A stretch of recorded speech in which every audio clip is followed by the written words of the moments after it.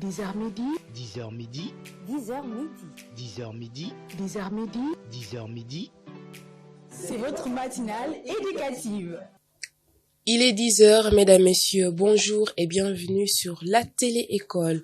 Merci de votre fidélité à votre programme matinal, le 10h midi, l'émission qui contribue à booster votre journée en culture générale et prépare au mieux la jeunesse, car oui, l'éducation est le premier besoin d'un peuple.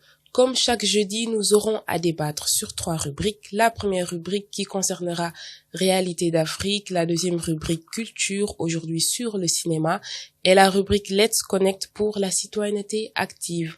À ce jour, nous aurons 2 invités, à savoir Mohamed Diagne, qui est un étudiant en master 2 de sciences politiques, également climatologue, et aussi Elhadji Diallo, qui est acteur, cinéaste et directeur de casting. Le 10h midi, c'est tout de suite après le jingle. 10h midi, 10h midi, 10h midi, 10h midi, 10h midi, 10h midi. c'est votre matinale éducative. Rebonjour et bienvenue à vous. Alors, comme je le disais tantôt, aujourd'hui, nous allions avoir 2 invités de marque, à savoir Mohamed Diagne et Elhadji Diallo. Pour la première rubrique, nous aurons Réalité d'Afrique et aujourd'hui, nous allons débattre sur le thème suivant, l'Afrique et la mondialisation entre enracinement et acculturation. Bonjour Mohamed. Bonjour Mbayang. Et bienvenue à Télé-École. Merci beaucoup de l'invitation. Bonjour également à Elhadji Diallo. Bonjour Mbayang. Et merci de pouvoir nous accompagner dans cette première rubrique. Alors Mohamed, nous allions commencer avec vous. Vous êtes étudiant en master 2 de sciences politiques, également en formation en climatologie à l'université Cheikh Anta Diop. Et aujourd'hui, vous êtes avec nous pour débattre sur le thème de la mondialisation. Donc je rappelle le thème, l'Afrique et la mondialisation entre enracinement et acculturation. Aujourd'hui, quand nous parlions de concept de mondialisation, de quoi s'agit-il? Est-ce que vous pouviez un tout petit peu revenir sur le concept? Merci beaucoup Mbayang de la question. Bonjour à tous et à toutes qui nous suivent à travers la télé-école pour ce matinal de 10h. Bonjour chers invités. C'est un honneur de partager ce cadre avec vous. Déjà, la mondialisation, Mbayang, c'est un contexte des relations internationales, un aspect qui caractérise les relations internationales et plus des rapports entre États. Pour être beaucoup plus précis, la mondialisation, c'est le fait que maintenant, le monde est devenu ce que Marcel McLuhan parlait de village planétaire. C'est que du moment où il y a des interactions globales entre des sociétés, entre des cultures, mais plus entre des économies. Et pour être beaucoup plus précis, la mondialisation, c'est aussi, selon Ferland Brodel, peut-être caractérisée sur 3 aspects. On a d'abord la traversée de l'Atlantique, qui est caractérisée par la colonisation de l'Afrique. Ensuite, nous avons le développement des technologies lors de la période du 19e siècle. Mais enfin, nous avons la libération politique économique avec l'indépendance de certains États. Donc, en grosso modo, il faut juste comprendre que la mondialisation est un concept des relations internationales qui désormais caractérise les rapports de force entre les États, mais plus entre les puissances. Merci. D'accord, merci beaucoup pour la clarification du concept. Alors, vous aviez dit que la mondialisation, c'est un échange entre les relations internationales et aussi un échange de culture. Aujourd'hui, est-ce que nous pourrions dire que la mondialisation, est-ce qu'elle est une aubaine pour l'Afrique ou un désavantage pour elle? Je dirais les deux, mais quel que soit un contexte bien précis. Parce que ce qu'il faut comprendre, c'est que la mondialisation, c'est une culture de l'occidental qui s'est posée pour le monde entier. Lévi-Strauss parlait du fait que maintenant toutes les civilisations du monde sont d'accord sur un concept, c'est que le fait que la civilisation occidentale est supérieure aux autres. Mais ça, c'était tout simplement une pensée d'un historien. Et ce qu'il faut comprendre, c'est que la mondialisation telle qu'on le connaît maintenant, c'est le développement ou bien la croissance de la culture occidentale. Quand on parle de la culture occidentale, c'est l'Europe, ce sont les États-Unis d'Amérique. Donc c'est une culture qui est venue être un rempart ou bien une solution par rapport aux cultures africaines. Mais est-ce que c'est une aubaine ou pas? Ça dépend tout simplement du niveau de réponse que les cultures africaines sont capables de donner. quand je dis ça, c'est parce que c'est une culture qui vient embrasser une autre culture. Soit il y a le phagocytement d'une culture globale, soit il y a ce que les Africains peuvent prendre comme bien dans la mondialisation et l'intégrer dans leur processus de développement. Donc, pour moi, ce n'est ni une aubaine, ni une crainte, mais c'est plus un concept qu'il faut essayer d'adapter par rapport aux cultures africaines et de voir comment est-ce que la mondialisation, l'Afrique pourrait s'en sortir vainqueur. Parce que pour moi, c'est ça le deal maintenant. On est dans un monde mondialisé, mais malheureusement, l'Afrique ne représente pas un très grand, une part importante dans le fait du commerce mondial ou bien de la politique étrangère mondiale. Donc, aujourd'hui, l'Afrique, c'est moins de 3% du commerce mondial. Alors qu'on parle de mondialisation, c'est qu'il y a un développement de l'économie. Donc, est-ce que les Africains se sont retrouvés vis-à-vis de ce phénomène ou pas? Ça dépend tout simplement de la réponse que les Africains sont capables de donner. Et pour dire que la mondialisation est une aubaine, c'est que la mondialisation permet à l'Afrique de s'ouvrir au reste du monde. Pourquoi? Du moment où il y a des cultures africaines qui se sont déjà développées, mais la culture n'est pas close. La culture, c'est une évolution de l'homme et de l'humanité. Donc, l'Afrique a quelque chose à proposer au monde, mais s'il n'y avait pas la mondialisation, l'Afrique ne pourrait pas le faire. Donc, c'est pourquoi la mondialisation est une aubaine pour l'Afrique, de montrer ce qu'il y a de bien, ce qu'il y a de meilleur et ce qu'il y a de splendide dans nos cultures africaines. Et dans ce cadre, la mondialisation est une aubaine. Mais la mondialisation serait une crainte pour l'Afrique si la mondialisation arrivait à phagocyter toutes nos cultures africaines. C'est pourquoi peut-être il y a ce qu'on appelle l'authenticité africaine, mais ça, c'est gagné au moment des indépendances. Mais désormais, on voit avec la modernité du monde que ça commence à se perdre. Mais malheureusement, c'est le combat dichotomique entre la mondialisation et les cultures africaines qui fait rase. Mais les cultures africaines ont la capacité de donner une solution et une réponse qui serait adaptée à la hauteur de la demande qui se fait vis-à-vis de la mondialisation telle qu'on le vit maintenant. D'accord. Donc, si l'Afrique a la capacité de pouvoir répondre à la mondialisation, si vous pouviez un tout petit peu traverser sur les atouts qu'elle peut avoir, même si elle ne fait que 3% des échanges mondiaux, quand même. En fait, ce qu'il faut comprendre, c'est que l'économie, c'est juste une partie de la théorie libérale. Quand je parle de la théorie libérale, c'est que les relations internationales, c'est un ensemble de théories qui les guident. Au départ, nous avons des théories comme le marxisme-léninisme, nous avons des théories comme le nationalisme, nous avons des théories comme le réalisme politique, mais maintenant, c'est en 1992 qu'un politologue américain, Francis Fukuyama, a écrit un livre qui est intitulé The End of History and the Last Man. Et dans ce livre, Fukuyama revient sur quelque chose qui est tellement intéressant, c'est qu'il y avait un combat entre toutes les théories des relations internationales. Mais de ce combat est sorti vainqueur la théorie libérale. Et la théorie libérale, c'est une théorie qui se passe sur deux aspects. Nous avons le libéralisme politique et nous avons le libéralisme économique. Mais c'est cette théorie-là qui guide la mondialisation. Parce que cette théorie-là se caractérise par une essence interculturelle, le libre essence aussi des commerces et aussi le déplacement des services et des biens. Donc c'est pourquoi, même si l'Afrique représente moins de 3% du commerce mondial, ça c'est en termes de bénéfices. Mais l'Afrique représente plus de 80% des productions des ressources naturelles. Donc, et ce sont ces ressources naturelles-là qui sont exploitées, qui sont transformées pour servir de ce qu'on a comme produit dans le marché mondial. Donc, l'Afrique représente 3% sur le cadre économique, mais ce n'est pas le seul angle d'attaque que l'on peut avoir lorsqu'on parle de mondialisme. Pourquoi? Parce qu'aujourd'hui, l'atout de l'Afrique, c'est quoi? C'est sa jeunesse. C'est une démographie galopante et que malheureusement, la culture occidentale n'a pas la possibilité par une génération qui se succède. Parce que comme j'ai l'habitude de le dire, l'Occident a atteint un peu son paroxysme de développement. Et aujourd'hui, la mondialisation n'appartient ni à l'Europe, ni aux États-Unis d'Amérique. Aujourd'hui, la mondialisation, c'est un concept qu'il faut essayer d'adapter par rapport à une culture. Donc, l'Afrique a des atouts. C'est sa jeunesse, c'est sa démographie, ce sont ses terres arables, mais c'est aussi les ressources naturelles que l'Afrique dispose.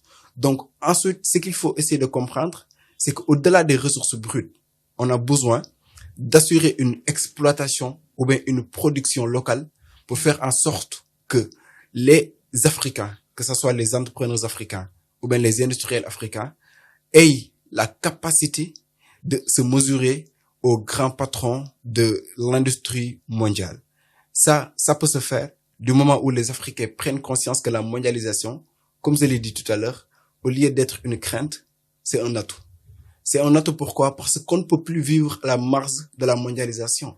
Soit on s'intègre à la mondialisation et on donne ce qu'il y a de meilleur, soit la mondialisation nous phagocyte. Et à partir de ce moment-là, ça serait tellement compliqué. Et l'idéal maintenant pour l'Afrique, c'est que la mondialisation peut être instruite en Afrique d'une autre manière. Parce que l'Afrique est à un niveau où on amorce notre plein développement. Donc c'est à nous de prendre le concept de la mondialisation et de l'adapter vis-à-vis de nos ambitions économiques, mais plus vis-à-vis de nos ambitions politiques. Merci beaucoup. D'accord. En tout cas, merci beaucoup pour cela. Mais tout à l'heure, vous aviez dit que pour cela, pour que la mondialisation soit une aubaine pour nous, il faudrait que les Africains soient conscients de cela et puissent s'intégrer. Vous ne pensiez pas que cette intégration est un tout petit peu difficile pour les jeunes entrepreneurs? Parce que, par exemple, avec la mondialisation, comme vous aviez dit, il y a des produits, par exemple, qui sont beaucoup plus favorisés que d'autres. Et d'habitude, quand on dit que c'est un Africain qui l'a fait, les Africains même ont, on va dire, c'est peut-être le fait de sous-estimer nos propres produits, ce qui fait que cette intégration que nous devions avoir au niveau du monde, d'être au sommet, va un tout petit peu prendre du retard ou va être, en tout cas, difficilement atteignable. Je dirais que si, ça peut être un problème, mais pour moi, c'est plus une solution. Pourquoi? Parce que quand on parle des entrepreneurs, là, on est dans le monde de la compétitivité. Et pour moi, il n'y a pas de jeunes entrepreneurs ni de grands entrepreneurs. Il n'y a que des solutions qui s'adaptent par rapport à un besoin bien précis. Par exemple, mettons-nous un peu à la place du consommateur. Le consommateur, il s'intéresse à un produit qui satisfait son problème. Donc, ce n'est pas que le produit est un produit africain ou bien c'est un produit occidental que le produit est utilisé. Mais le produit est utilisé à partir du moment que le produit résout un problème bien spécifique. Donc, moi, je pense que l'intégration dans la mondialisation peut permettre aux entrepreneurs africains d'être beaucoup plus compétitifs. Du moment où il y a une panoplie de produits et il faut faire en sorte de trouver une particularité de votre produit ou bien une plus-value, comme on le dit dans le monde du business, pour faire en sorte que votre produit soit adapté. Donc, c'est plus une question de est-ce que les Africains ont la capacité d'inventer des solutions qui vont concurrencer les grandes solutions mondiales. Parce que l'Afrique aussi, malheureusement, si on représente 3% de l'économie mondiale, ce qui veut dire que notre coût financier n'est pas trop développé. Donc, l'entrepreneur africain ne peut pas seulement se baser sur le consommateur africain pour pouvoir gagner plus en argent ou bien en expérience. Donc, l'entrepreneur africain a besoin de se comparer aux autres entrepreneurs pour élargir ses marchés et aussi pour gagner un terrain beaucoup plus vaste. Donc, raison pour laquelle c'est trop compétitif d'être dans une mondialisation, mais ça nous permet aussi de mieux parfaire nos produits.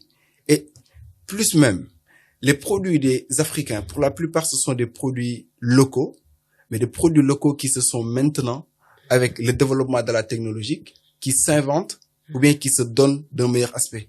Donc, c'est pourquoi la mondialisation peut permettre aux Africains, ou bien plus aux entrepreneurs africains, d'être beaucoup plus compétitifs, de donner des solutions beaucoup plus adaptées, et non pas seulement sous un continent, mais dans un monde entier, mais aussi de s'insérer dans l'économie mondiale.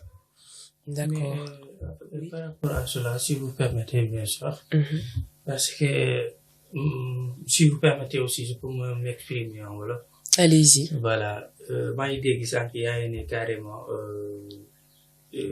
africains ñoom peut-être nanguwuñu compétition yeeg yooyu noonu en fait par rapport ak domaine entrepreneurial. Ouais. Parce que xam nga lu tax parce que je me dis que tey man Sénégal laay jëlee exemple en fait.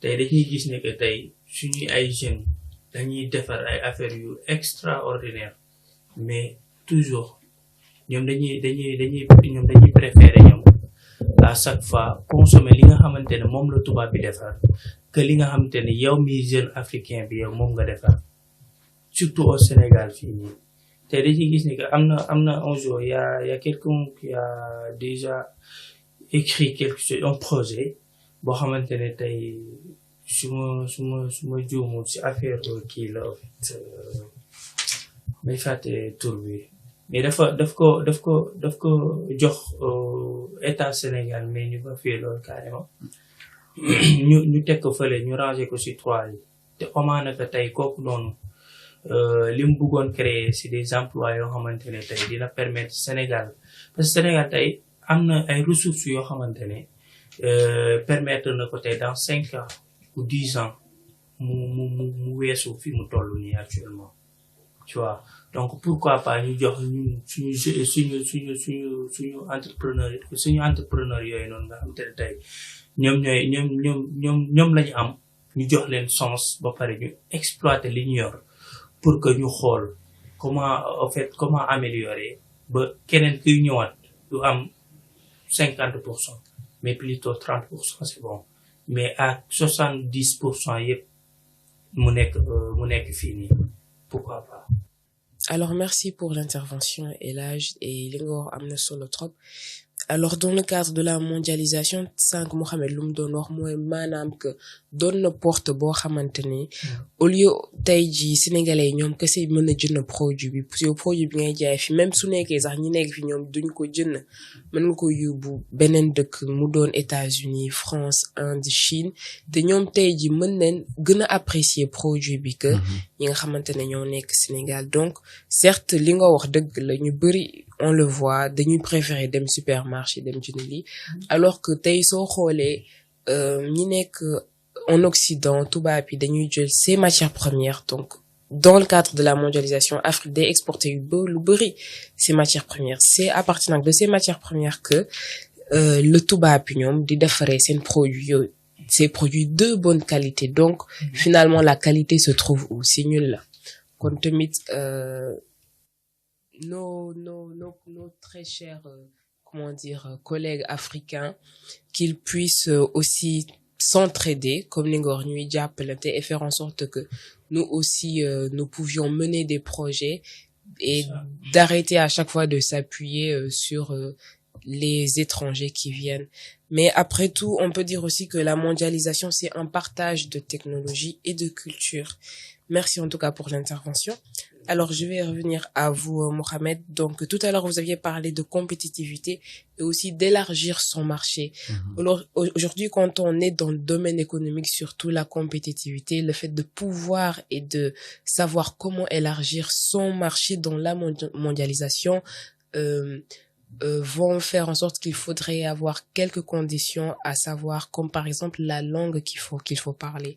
Donc nous voyons que ceux qui sont dans le domaine économique, ceux qui sont beaucoup plus avantagés ou ceux qui ont beaucoup plus de chances d'être au sommet de la scène internationale sont ceux qui savent manier la langue anglaise. Et on le voit, même si vous parlez français ou même si l'arabe aujourd'hui ou le pulaar est une langue internationale, l'anglais prime sur toutes ces langues. Alors ne pensiez-vous pas que la mondialisation risque de faire en sorte que tout le monde soit obligé de parler cette langue anglaise, et de faire disparaître les autres langues ou de, en tout cas, les surseoir? Merci beaucoup Mbaye pour la question. Déjà, merci beaucoup Elhadj pour votre intervention. Je vois que c'est tellement intéressant aussi. Le fait que, pour juste conclure ce que vous venez de dire, c'est d'avoir ce qu'on appelle le patriotisme économique, de donner beaucoup plus de force aux entrepreneurs africains. Et moi, je me dis que c'est un train qui est en marche, mais que ça ne sera pas facile aussi d'arriver parce que il y a plus des exigences du marché qui malheureusement on peut respecter lorsqu'on a beaucoup plus de soutien. Et moi, quand je parle de soutien, ce n'est pas seulement un soutien financier, mais c'est l'accompagnement qu'il faut pour les entrepreneurs, le développement de leurs activités, mais plus la croissance dans le domaine sur lequel ils excellent. Donc pour moi, l'entrepreneur africain, pour maintenant, il est un homme nouveau du 21e siècle, mais que l'intégration reste. Ça reste pourquoi? parce que la mondialisation peut l'expliquer. Et ça répond un peu à la question de Mbayeng, à savoir si, est-ce qu'on ne serait pas obligés, nous tous, à parler la langue anglaise pour s'intégrer dans la mondialisation? En fait, moi, ce que j'ai envie de dire, c'est que si ce n'était pas l'anglais, ça serait une autre langue. Soit on allait utiliser le français, soit on allait utiliser le Wolof, le Serer ou bien le Diola. Mais le fait qu'on utilise la langue anglaise, ça se justifie tout simplement par l'histoire. Du moment où, après la chute du mur de Berlin, on a connu ce qu'on appelle l'unipolarisation du monde. Le monde a été dominé par les Américains. Et jusque-là, maintenant, même s'il y a l'intervention des BRICS, ce sont les États-Unis qui ont ce que Suzanne Strauss appelle la puissance institutionnelle. C'est parce que maintenant, il y a un soft power qui a été mené par les États-Unis du moment où l'économie même se base sur la langue anglaise.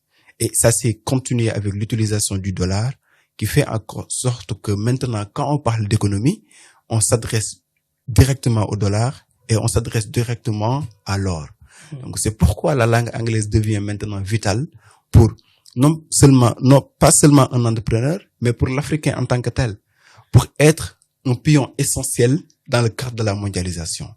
Tu vois, je vais essayer un peu de paraphraser votre question en disant que la mondialisation, c'est une exigence. L'Africain doit s'adapter par rapport à la mondialisation, mais on a besoin des outils pour pouvoir bien le faire. Et la langue, c'est un élément. Mais au-delà de la langue, il y a aussi ce que j'appelle la volonté politique. La volonté politique, c'est quoi? C'est que si aujourd'hui l'anglais domine le monde, c'est parce qu'au départ, les Américains voulaient que l'anglais soit la langue mondiale. Et ça, c'est une manière de soft power. Ça, c'est une manière de montrer votre puissance par rapport aux autres États. Mais nous, malheureusement, on n'est pas encore dans cette situation conquérante. La situation conquérante d'un État, c'est quoi? C'est que l'État est prêt à aider tous ses ressortissants et aussi tous les éléments qui caractérisent l'État, parce que la langue, c'est un élément de l'État. Tous les éléments qui caractérisent l'État pour concurrencer au niveau de la scène mondiale. Mais malheureusement, en Afrique, on n'a pas ça. Et on est obligé de se rabattre sur une langue qui est parlée un peu partout dans le monde. Mais comme je dis, la langue, c'est un élément de puissance, mais c'est plus un élément d'interaction entre les publics. Donc, est-ce que l'entrepreneur africain, pour être compris, peut parler le Wolof? Quand on parle le Wolof, on s'adresse à un marché qui n'est pas tellement élevé.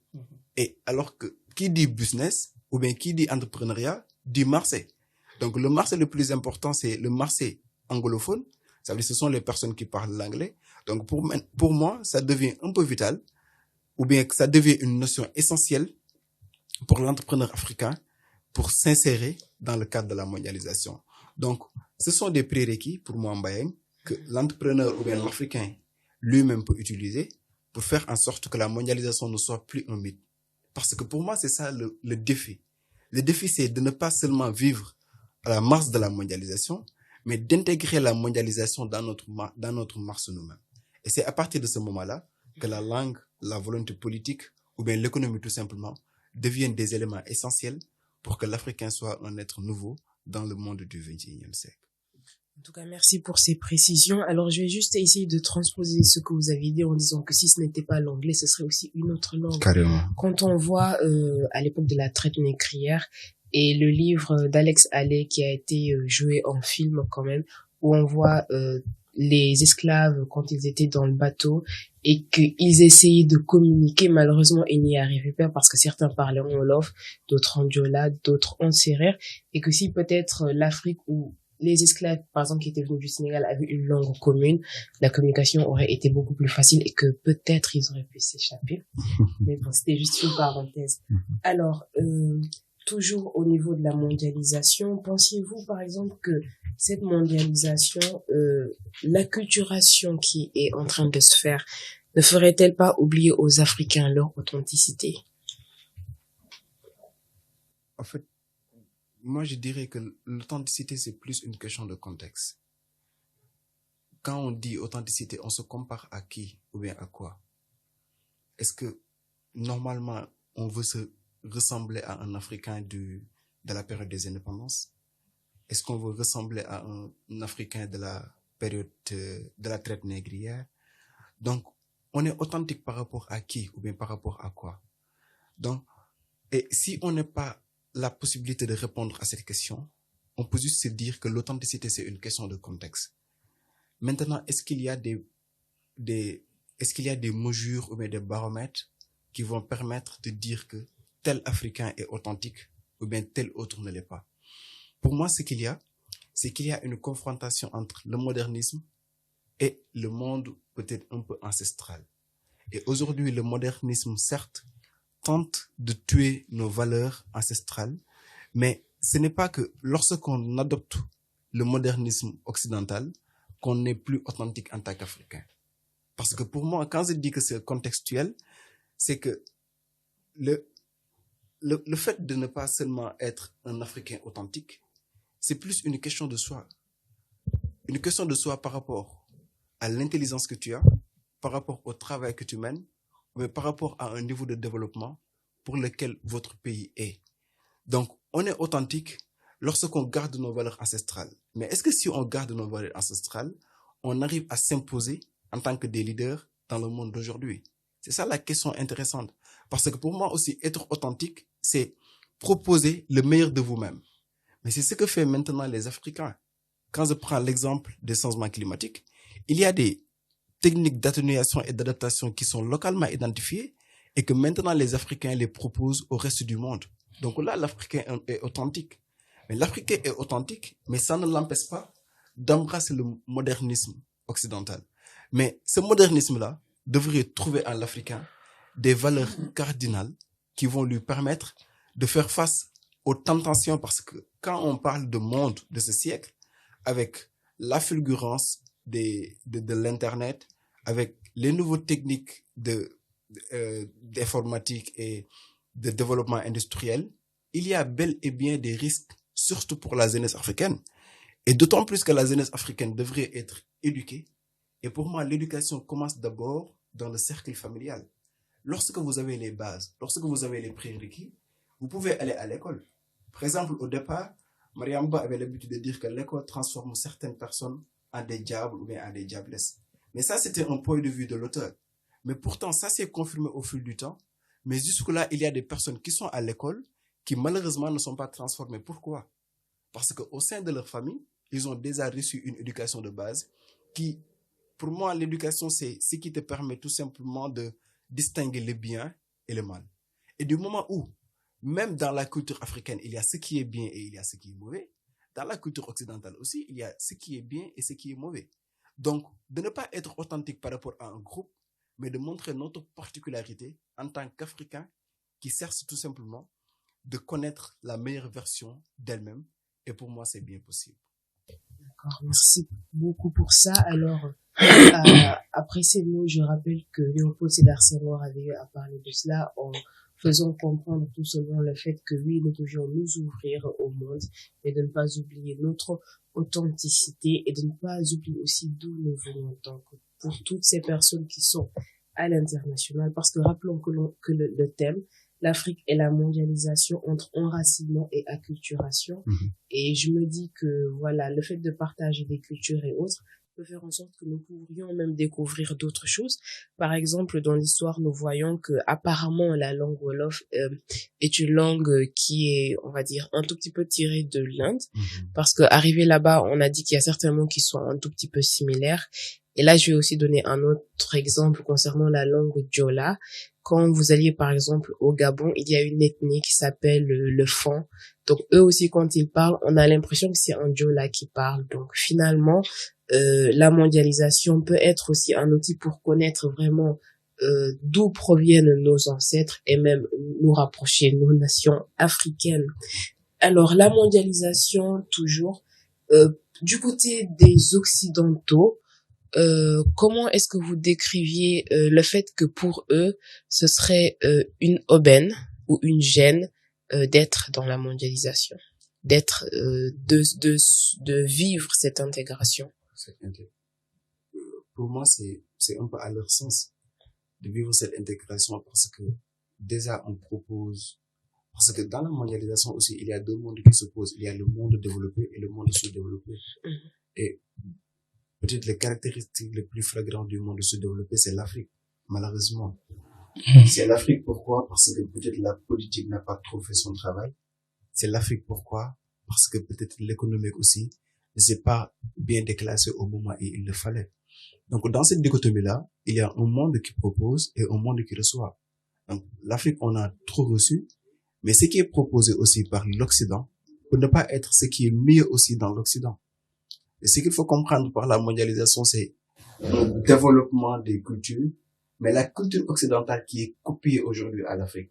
Est-ce que c'est tout simplement ce que l'Européen ou bien ce que l'Occident lui-même fait dans son quotidien? Parce que malheureusement aussi, peut-être, et là je vais revenir sur ça, peut-être les téléfilms peut-être jouent un rôle tellement intéressant dans le relais d'une culture sociétale. Mais nous tous, on comprend que ce qui se joue dans les télévisions, pour la plupart, ce n'est pas ce qui se pratique au sein même de la société occidentale. Donc, pour moi, il y a recevoir, mais quand même faire une introspection pour savoir est-ce que ce qu'on reçoit est adapté par rapport à nous, qui on est, et aussi qui on veut être. Et à partir du moment où on donne réponse à ces questions-là, on peut se dire que l'Occident propose, mais c'est à nous de voir. Et moi, je vais essayer d'enclasser un débat qui serait un peu contradictoire. C'est que la mondialisation, au lieu seulement de recevoir, il y a aussi une partie où vous donnez. Et c'est cette partie-là que l'Afrique n'a pas trop assurée. L'Afrique n'a pas trop assuré. Pourquoi? Parce que pour moi, on n'avait pas le temps, après les indépendances, de se façonner nous-mêmes par rapport à notre manière de vivre et de l'imposer aux autres. Mais du moment où on est pauvre, parce que aujourd'hui, je prends l'exemple du Sénégal, qui fait partie des 25 pays les plus pauvres au monde, ça, vous comprenez que il y a, selon quelques sources bien sûr, vous comprenez qu'il y a une dichotomie qui n'est pas trop respectée. Et que, par exemple, pour être beaucoup plus précis en Wolof, Africains, ils ont proposé au reste du monde dans le cadre de la mondialisation. Ça peut être une culture, ça peut être une religion, ça peut être une manière de vivre. Mais pour le faire, on a besoin des canaux pour atteindre cette cible-là. Mais malheureusement, on n'a pas ces canaux. Malheureusement, ce qui se consomme ici, c'est l'européen, c'est l'américain. Mais ce qui se consomme à l'Amérique ou bien à l'Europe, c'est soit l'américain, soit l'européen. Voilà ce qui fait la différence.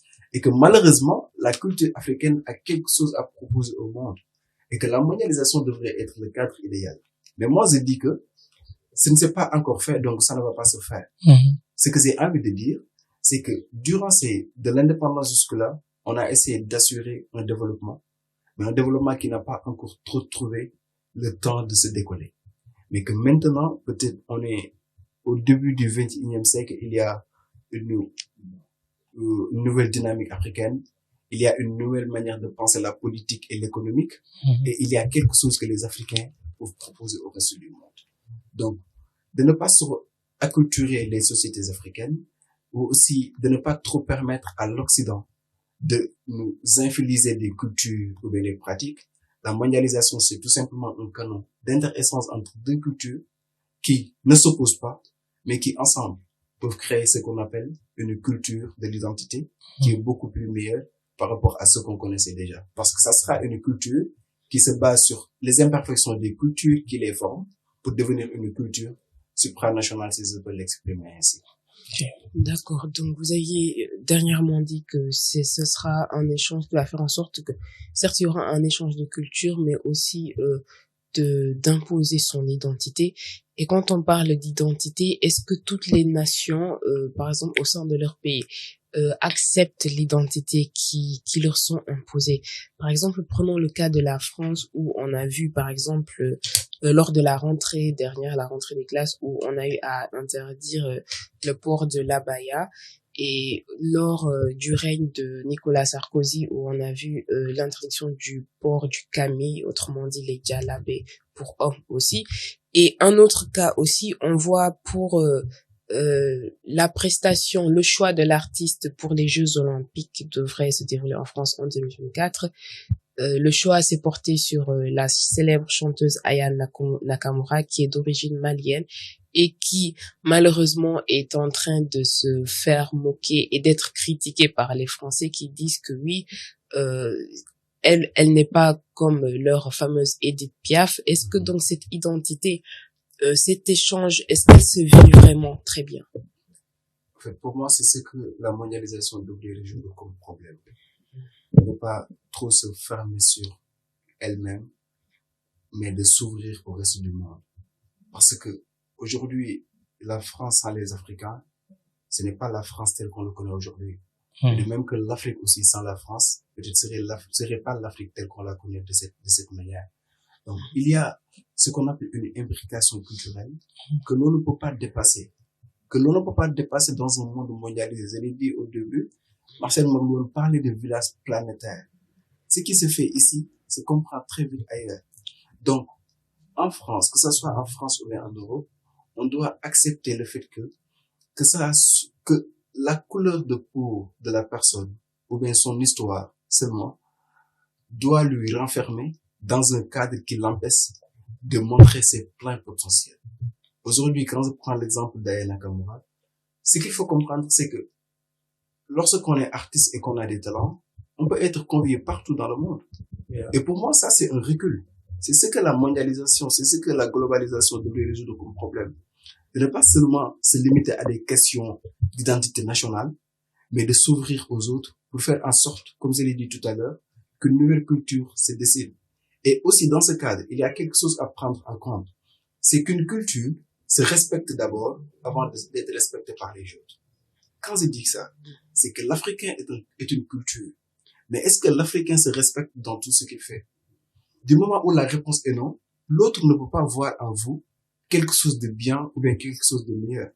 Donc, je dis qu'on a une identité d'abord à façonner en tant qu'Africain modèle pour inspirer aux autres de nous faire confiance et de dire que dans la culture africaine, il y a quelque chose de très bien.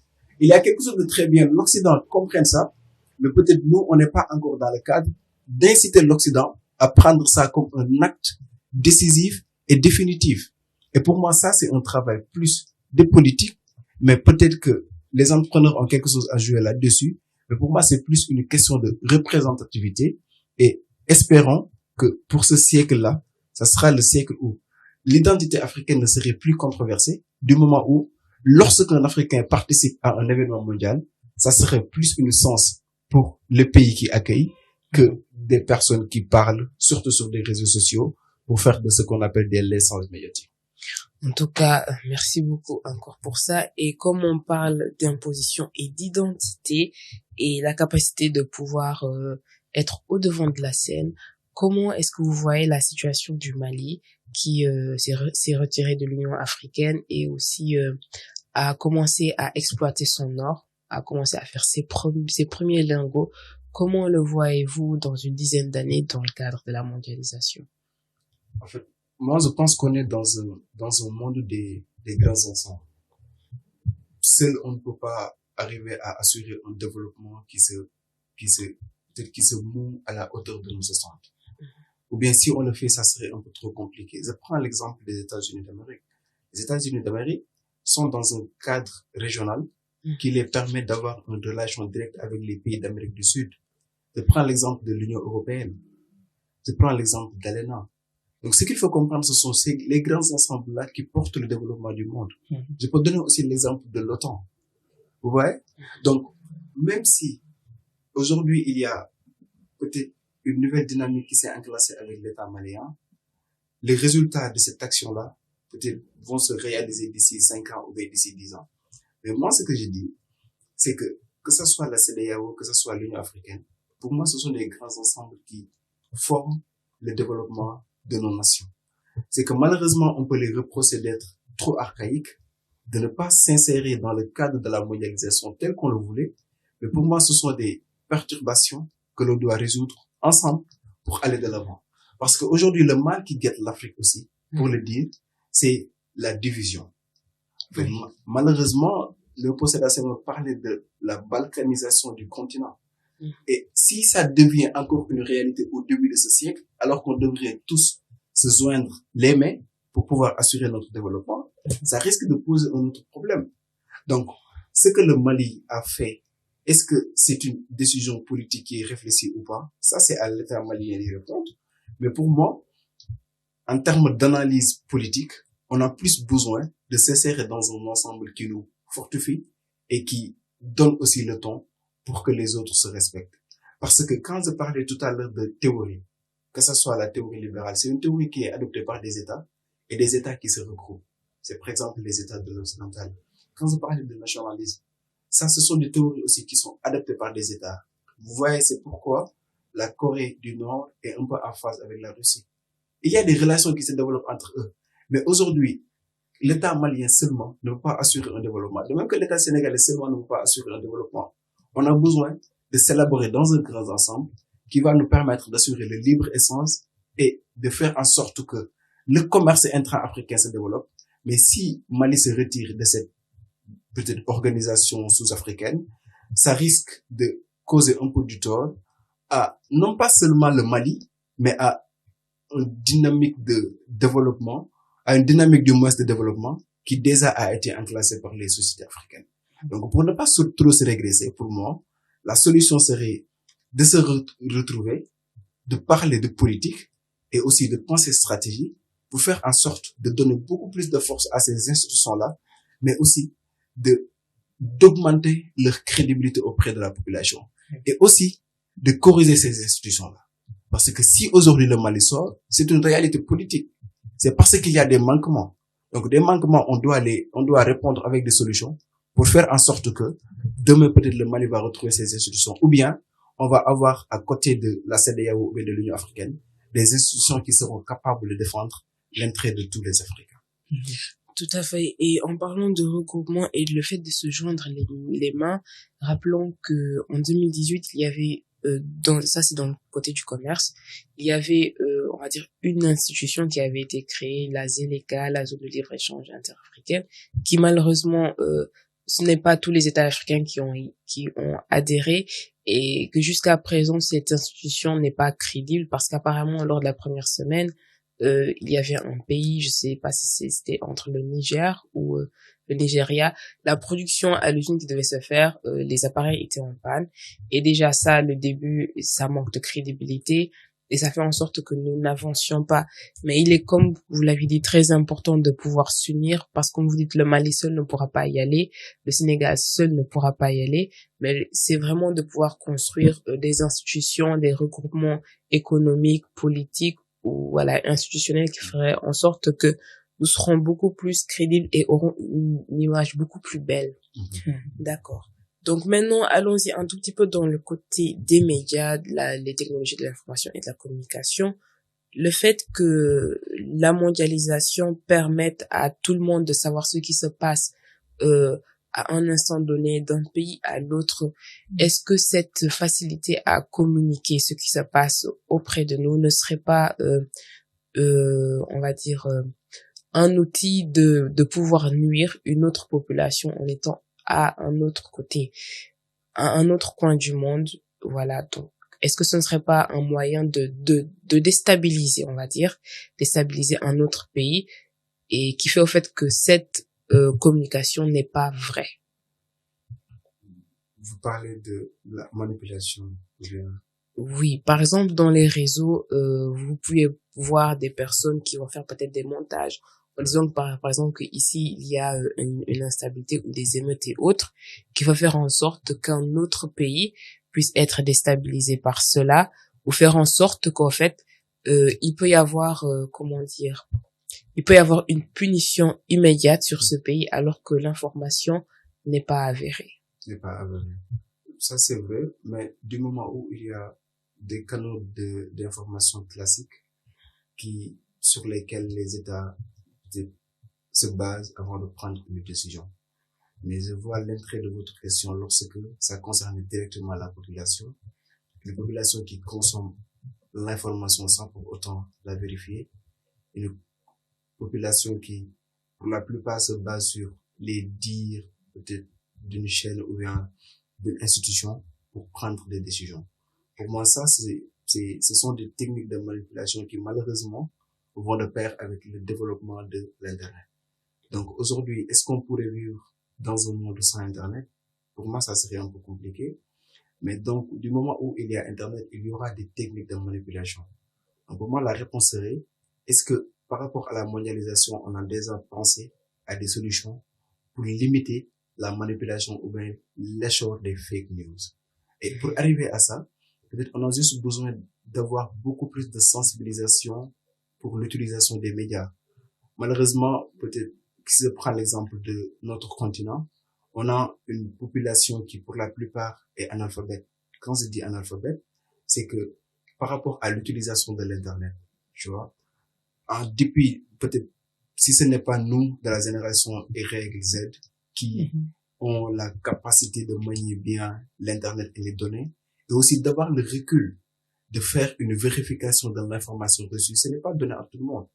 Maintenant, même on le voit avec WhatsApp, vous avez des informations et directement, vous donnez une conclusion. Et pour moi, la solution serait que l'information qui est donnée, du moment où vous ne pouvez pas pointer du doigt à sa source, ce n'est pas une information qui est crédible. Donc peut-être ça, les États ne peuvent pas grande chose à moins de réguler les plateformes à utiliser par sa jeunesse. Mais par exemple, si l'État du Sénégal prenait cette décision, là, peut-être on pourrait taxer en fait, d'anarchie, pas d'anarchie, on pouvait taxer ça de restriction des libertés, alors que l'information est un des droits fondamentaux de la personne. Donc, pour moi, le fait d'avoir beaucoup de manipulation et de fake news à travers l'Internet, c'est une conséquence du développement de l'Internet. Mais ce qu'on a plus besoin, c'est de sensibiliser les personnes par rapport aux données ou même aux informations qui sont reçues. Donc, du moment où la source n'est pas vérifiée, l'information peut attendre. Mais ça a aussi un côté positif. Et le côté positif, c'est quoi? C'est qu'aujourd'hui, il y a ce qu'on appelle le quatrième pouvoir, et ce sont les médias. Au départ, on avait seulement l'exécutif, le législatif, le judiciaire. Mais maintenant, les médias jouent un rôle essentiel dans l'information du public, mais aussi dans la sensibilisation du public.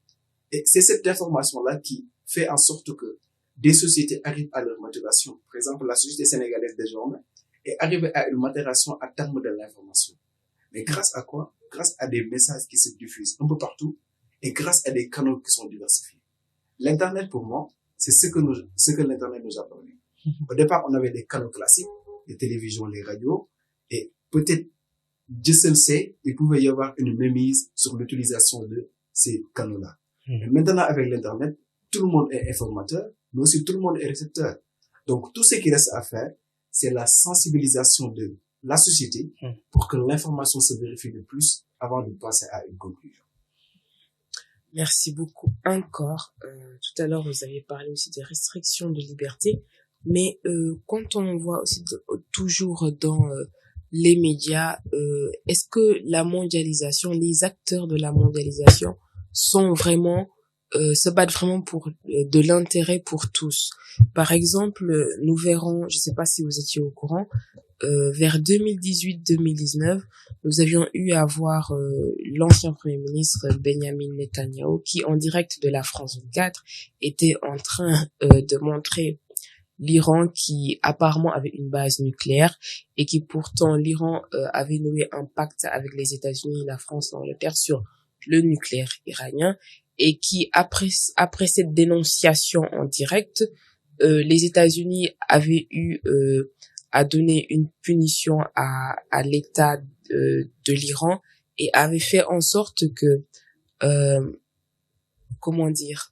par exemple, les États membres ne pouvaient plus vendre au niveau de ce territoire, et aussi par exemple les médicaments, comme par exemple les médicaments utilisés pour le cancer avaient un prix par exemple 2 fois plus cher.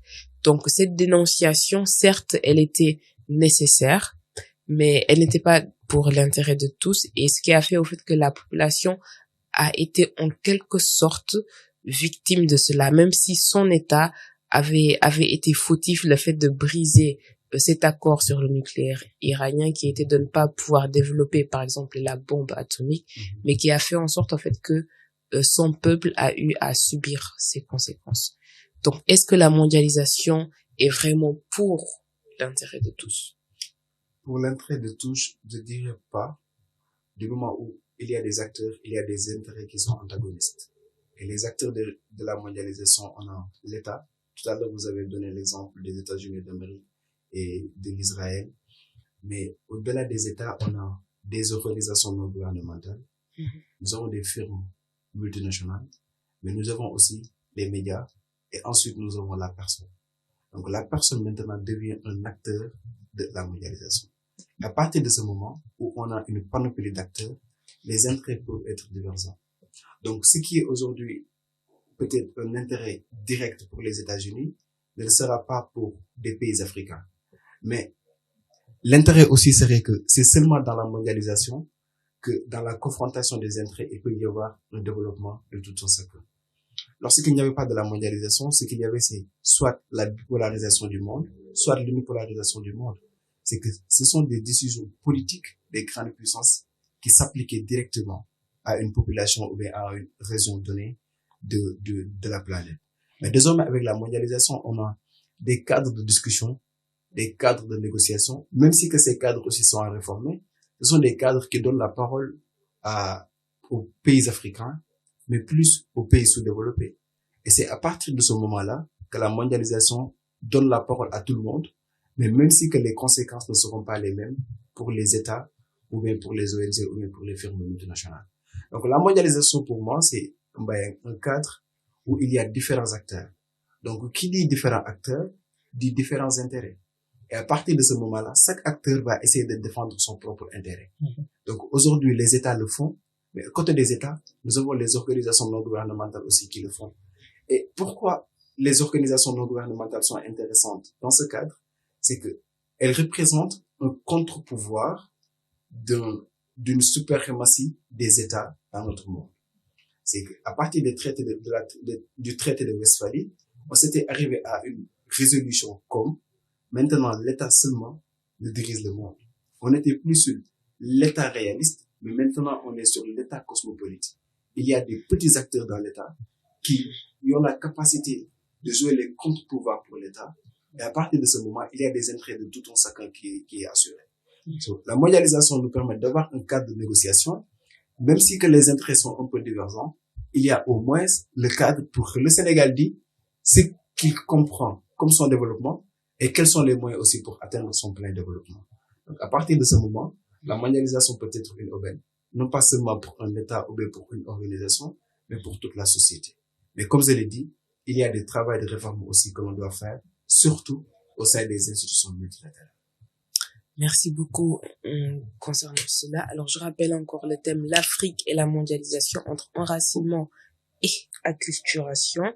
Alors, comme vous aviez dit, la mondialisation met en place des cadres de négociation et d'opportunités. Et ça, nous l'avions vu avec les sommets Afrique-France et Russie-Afrique dans lesquels les jeunes Africains surtout ont beaucoup plus d'opportunités. Nous avions aussi parlé du contexte de la mondialisation, le fait que aujourd'hui la mondialisation fait en sorte que le monde est un village planétaire. Tout le monde sait ce qui se passe à l'instant dans un pays différent. Et vous avez aussi parlé du quatrième pouvoir, les médias qui ont vraiment un rôle important dans cette mondialisation. Nous avions eu aussi à parler des cultures africaines, de dire que la mondialisation ne les impacte pas, ou si elle les impacte, c'est eux qui les ont acceptés, et qu'après tout, il faudrait imposer son identité et ne pas oublier d'où l'on vient, et du fait au fait que la mondialisation peut être aussi une aubaine d'un côté pour l'Afrique et une crainte d'un autre côté, vice versa aussi pour l'Occident. Nous avions parlé des enjeux, des défis, de la pauvreté, du fait que l'Afrique est pauvre, mais de quand même faire en sorte de pouvoir avoir la capacité de s'imposer et de faire en sorte que toutes ces politiques de développement qui ont été mises en place depuis l'époque coloniale puissent être en phase avec la communauté d'aujourd'hui. En tout cas, merci beaucoup Mohamed Diane, qui, je rappelle, est un étudiant en master en sciences politiques et également étudiant en climatologie à l'université Cheikh Anta Diop. Quel est votre dernier mot sur ce thème avant de passer à la prochaine rubrique? Merci beaucoup Mbaye déjà de l'invitation. Pour dire juste que, en résumé, comme ci wolof, mondialisation tey Afrique mi ngi dund en marge, mooy que intégré wu ci carrément, mais am nañ ay ressources yu mën a permettre ñu bokk ci. Donc pour le faire, on a juste besoin de, comme je l'ai dit tout à l'heure, benn volonté politique pour ñu permettre ñu accéder à ça. Mais ensuite, on a plus besoin de la compétitivité auprès de nos entrepreneurs. Parce que quand on parle de mondialisation aussi, c'est l'économie qui est au cœur. Et l'économie, c'est un cadre d'offres et de demandes. Donc, l'offre africaine devrait être à la hauteur de nos attentes. Et pour ça, peut-être plus de formation pour nos entrepreneurs pour être beaucoup plus brillants. Et juste pour dire que l'Afrique a quelque chose à proposer dans ce concert mondial-là, mais aux Africains et aux leaders africains de prendre leurs responsabilités et de se positionner vis-à-vis de ces débats pour impacter le futur de ce siècle. En tout cas, j'espère qu'ils tiendront bien cela en compte. Et Téléécole vous remercie encore de votre présence. Merci aussi à LH qui est en train de nous accompagner. Donc, comme Mohamed a eu à nous le faire comprendre, seul on va vite, mais ensemble on va plus loin. Et juste après la pause musicale, nous allions démarrer notre rubrique culture cinéma avec notre invité Eladi Diallo. Alors ne nous quittez pas et restez connectés sur la 106.1. 10h midi, 10h midi, 10h midi. 10h midi, 10h midi, 10h midi. c'est votre matinale éducative. À vous rappeler que vous êtes toujours sur la 106.1. À présent, le développement de notre deuxième rubrique, notre rubrique culture. Et nous allons aujourd'hui parler de cinéma. Alors, nous aurons comme invité, je l'ai dit tout à l'heure, Eladi Diallo, qui est directeur de casting à Procam Studio, également acteur et cinéaste. Bonjour, Eladi. Bonjour, maa ngi lay nuyu bu baax di nuyu téléspectateurs yi ñuy seetaan yëpp et en plus de kontaan ci invitation bi. En tout cas, merci d'avoir accepté notre invitation. Alors, comme je l'ai dit tantôt, nous allions parler de cinéma aujourd'hui. Sachez que le cinéma sénégalais est considéré comme l'un des plus anciens et les plus dynamiques d'Afrique, étant régulièrement récompensé au sein de festivals africains, internationaux et également européens. Alors, Eladi, avant de pouvoir parler du thème, je rappelle le thème, c'est les réalités du cinéma africain. Est-ce que nous pouvions aussi avoir un éclaircissement sur le concept, qu'est-ce que le cinéma? Alors, encore une fois, merci. Et juste pour dire que le cinéma, c'est une invention et une copie de la réalité. Donc, je veux même dire que réalité là, en fait. Parce que tey yow yaay kiy joué mais am na koo xamante ne mooy toog di la seetaan li ngay joué moom lay dund en fait. Donc c'est la réalité. Selon moi en fait, duma wax keneen mais selon man, c'est la réalité. Ok, donc le cinéma est une copie de la réalité selon vos propos.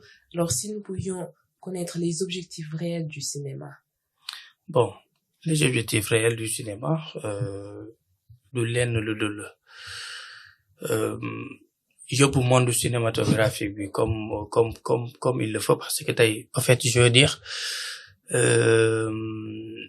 c'est faire passer des messages et raconter des histoires réelles comme fiction. Voilà, ça va permettre aussi aux auteurs de bien s'exprimer, de divertir aux téléspectateurs. Voilà. D'accord, donc cinéma tey ji fiction la te am na tey suñu bokk africain waa sénégalais yi sax dañuy seetaan film mais après dañuy dem comme si que film bi si ñoom dëgg la et après dans la vraie vie sax quand ils croisent l'acteur bi defoon kii bi si par exemple dafa amoon rôle ku soxor dañuy dem sax ba di ko bañ ñu critiquer.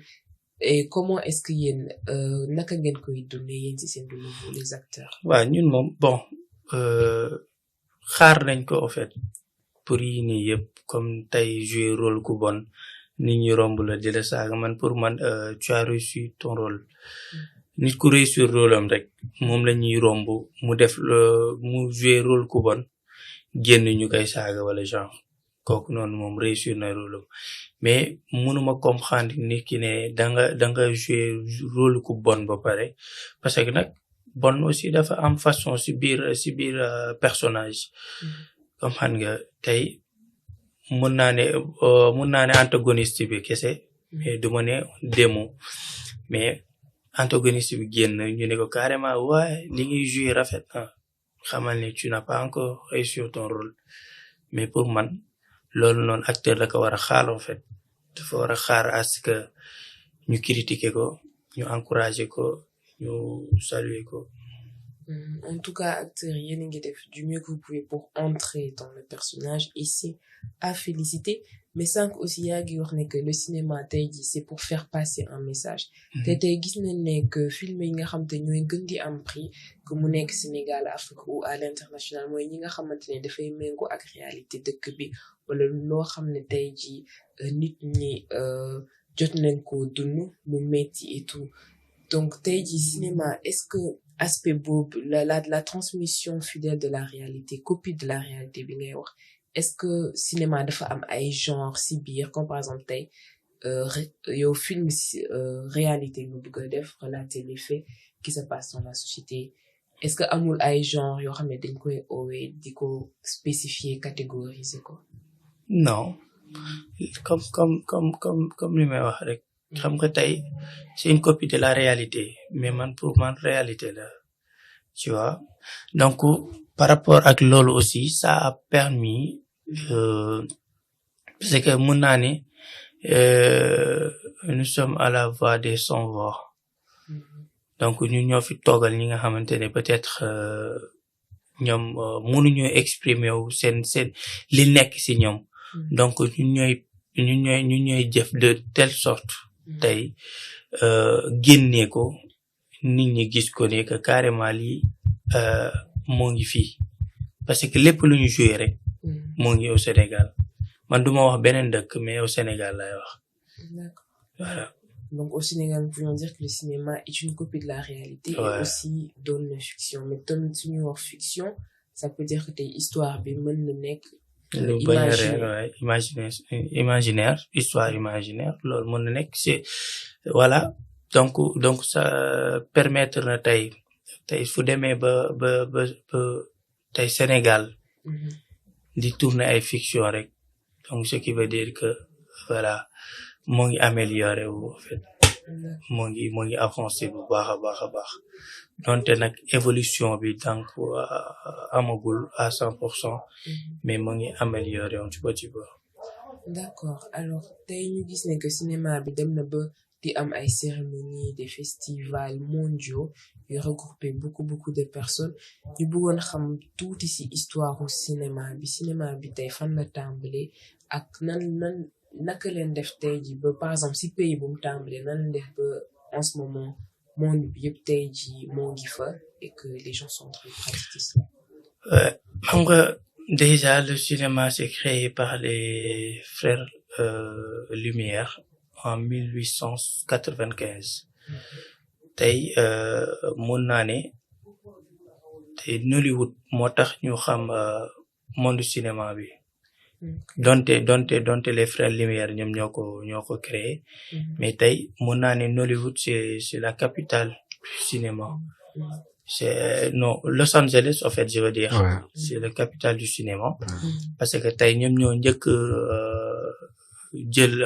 ñoom ñoo njëkk créé ay filmu genre ay maison de production di génne en fait le vrai sens du terme cinéma di créer ay œuvres yoo xamante ne tey permettre na monde bi yëpp mun cee dugg à 100% donc c'est la raison pour laquelle moo tax ñu ne sax ñu renommé ko sax moom mooy capitale du cinéma en fait mooy Los Angeles.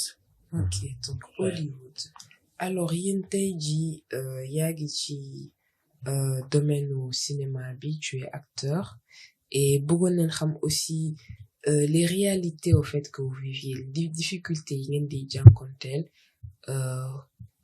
qu'est-ce que c'est qu'en fait les difficultés que vous rencontrez tous les jours. Bon man mun naa ne c'est très normal parce que àdduna sax déjà même yonent bi déjà ba koy yàlla yónni am na ñoo xam te dañoo bañ am na ñoo xam ne dañoo bëgg donc c'est très normal ñun ñi nga xamante ne ay nit ordinaire kese leen ñu def benn affaire nit bëgg kii bañ donc c'est très normal ñu ngi koy dund nag comme il le faut bon amuñu ci benn regret ñoo ngi génn ñoo ngi def lu ñu bëgg mais parce que man je me dis que le domaine personnel ak le domaine professionnel bokkul man su ma nekkee domaine personnel la du ma si mus a dugal domaine professionnel donc man ku ma bëgg dugal aussi si domaine professionnel fekk maa ngi sama vie personnelle donc du ma si en fait du ma si dugg quoi mais soo ma fekkee ne domaine professionnel là voilà donc amuñu problème quoi man je veux dire donte nag gars yi parfois moom di nga génn am ñoo xamante ne danga leen di bëgg carrément dañ lay bëgg carrément parfois man yooyu daf may dal surtout à Touba ba ma doon dem sax si jàkka ji mënuma woon dem en fait parce que tellement que j'ai rencontré des fans yoo xamante ne peut-être joué naa film boo xamante ne man ba fàtte woon naa ko sax à travers film boobu lañu ñëwaat xama téye ma ba visite bi carrément ne ma est-ce que doo dem parce que xam naa ne sinon di nga créer benn affaire perturbation moo tax mais loolu noonu tey soo xoolee après ñooñu noonu dañ lay source de motivation lañ quoi ñoom dinañ la permettre yow soo doon bëgg a bàyyi sax doo bàyyi tellement que yaa ngi leen di bégal yaa ngi leen di kontaan loo yaa ngi tax seen stress wàññeeku donc voilà quoi ñoo ngi koy gérer comme il le faut. lu baax la alors côté difficulté dans la vie d'acteur léegi ñu dem ci difficulté dans la production des films donc yaa ngi nekk directeur de casting à Programme Studio yaa ngi vous avez été formé par le réalisateur Lamine Touré di Links donc tey ci domaine de production bi yan difficulté aussi ngeen di jànkonteel. bari na trop. côté matériel bi. non peut-être recrutement bi.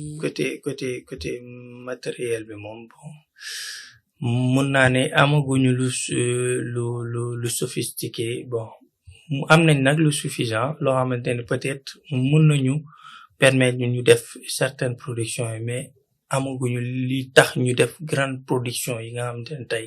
comme ay Hollywood. voilà comme ay Hollywood te tey bëgg nañ ko am. voilà loolu noonu benn aspect la boo xamante ne peut-être ñu ngi ciy xeex. voilà mais côté recrutement bi tout foofu tamit dafa métti de trop parce que comme lu gars yi di wax nee nañ directeur de casting yi ñoom ay promotion canapé la ñuy def et tout mais man je me dis que nit ku koy def rek xamoo domaine bi nga nekk en fait parce que tey monde cinéma du yàq mais day defar tu vois donc am na ñoo xam te ne tamit suñuy ñëw pour nga recruter leen dañuy tege ne voilà ñoom war nañ la mën a charmer ba nga xama nekk ak ñoom juste pour ñoom ñu jouer si production boobu te or ko xamuñu ni que carrément nit ki mun nga nekk ak nit ki te doo fa jouer te parfois am na ñoo xam te ne dañuy mbubboo directeur de casting juste parce que dañoo amoon problème mu am ay numéro jigéen am ay doxaan wala genre yooyu noonu parce que gis nañ ko fii en fait ñu mbubboo loolu tu vois après yàq dundu kooku nga xamante ne nee na moom actrice la bëgg a nekk yàq dundam te moom lu muy def xamu ci dara tu vois donc am nañ ci difficulté bu baax a baax par rapport ak recrutement yi parce que am na ñoo xamante ne sax dañuy ñëw ne la mbaa dooma def promotion canapé donc loolu noonu sur ça voilà on peut dire que le métier du directeur de casting est un tout petit peu dévoyé et victime de perversion mais tey ji suñu wax cinéma tey ji kenn su bëggee par exemple ñëw dugg ci cinéma yow yaa ngi ci di def ay jeunes di leen defal casting et tout quelles sont les conditions qualité yi ngeen di soxla pour un métier pour kenn koo xam ne bëgg nañu ñëw doon acteur wala actrice ku bëgg nekk bon li nga xamante ne moom mooy li ñu gën a soxla d'abord mooy acteur bi na def apprentissage parce que nit ki man pour man sooy def benn affaire ko war a maîtriser xam ko pour toog see dugg am na ñu bari tey ñoo leen di gis ci télé tey defuñu lu ñuy wax actorat jànguñu cinéma bi comme il le faut dañu jékki-jékki rek dugg ci parce que dañ cee bëgg dugg am ñoo am te nee nañ casting ngay def pour mun a kii non apprentissage la première des choses ñun nag lu ñuy soxla mooy ki nga xamante ne dafa kale jàng na li muy def soxla parce que àdduna bi ñëpp rafetuñu du ñëpp ñoo rafet mais du ñëpp ñoo aussi ñoo ñaaw donc mais soxlawuñu ay beauté wala genre certes soxla nañ ko pour rafetal image yeeg yooyu noonu mais talent bi si la mooy première des choses mooy base bi d'abord talent bi xam li ngay def lan la. D'accord. Et yaa ngi wax sànq apprentissage maanaam métier bi il faut nga dem jàngi ko comme avant ngay présenté wu. léegi Sénégal fii est-ce que am na ay écoles yoo xamante ne dañuy jàngale le métier d'acteur ak yooyu yëpp. bien sûr su nekkee am na aussi nga mun ñoo wax. bien sûr am na bien sûr tey école des beaux-arts dañuy jàngale cinéma ak Procami Studio parce que ñun dañuy former acteur te lay jàngal carrément balaa ñu lay dugal ci production dañ lay former. durée bi à peu près ñaata temps la. bon xam nga nag cinéma dafa vaste chaque jour ko jëfee nga chaque jour soo ñëwee rek nga gis lu bees moo tax cinéma kenn du ne pare na da ngay jël loo bëgg jël rek nga bàyyi jox keneen mais doo ko jeexal. D'accord. parce que ba nii man maa ngi jàng ti ba ma ci duggee depuis 2009 maa ngi dugg ci monde théâtral bi monde artistique bi jusqu'à présent maa ngi jàng. D'accord kon yàgg na donc on va dire presque 13 à 14 ans d'expérience. Voilà. Machallah alors sànq yaa ngi naan que yéen a ngi xeex pour di mën a am matériel bu baax wala am ay conditions yu baax tamit. est-ce que état bi mettre na en place des programmes yoo xamante ne tey jii dina leen aider ou faire en sorte que dina yombalal seen liggéey. bon comme par exemple mooy côté licence yi. xam naa fi ngay waxee moom man sama côté moom dama si damay ne ñoom selon ñoom nee nañ mettre nañ ay financement si pour cinéma selon ñoom mais man pour man dafa demee côté quoi tu vois c'est que man mënuma concevoir nit andil la scénario andil la tout ce qu'il faut nga ñëw bëgg ko dugal ay protocole yoo xamante ne amu ci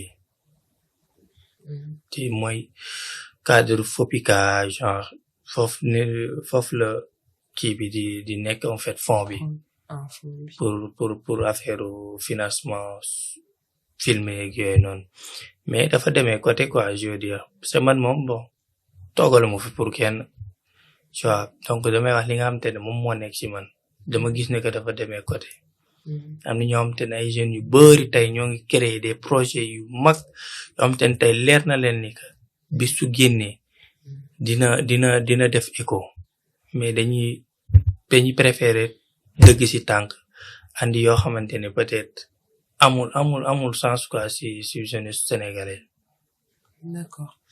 Alors à part cela tey domaine au cinéma bi est-ce qu'on peut dire que le cinéma au Sénégal jeunes yaa koy seetaan est-ce que am na reconnaissance bu mu war a am vraiment est-ce que am na ko Sénégal et que c'est pas trop sous-estimé par la population. non c'est pas sous-estimé parce que jeunes yi ñoo ngi koy seetaan la plupart sax jeunes yi ñoom soo xoolee tey sondage bi yëpp jeunes yi ñoo ëpp lu ñuy seetaan cinéma bi ñoo ëpp lu ñu parce que tamit nag man au Sénégal lu ñuy woowee cinéma ba léegi man tuddeeguma ko cinéma en fait parce que téléfilm la en fait ci téléfilm xam nga mun nga ko dugal ci théâtre quoi parce que li nga xamante ne moom moo doon passé sur scène yi moom la ñuy andi dans les lieux wutal ko décor ni na tu vois donc mënuma ko tuddeegum cinéma à 100%.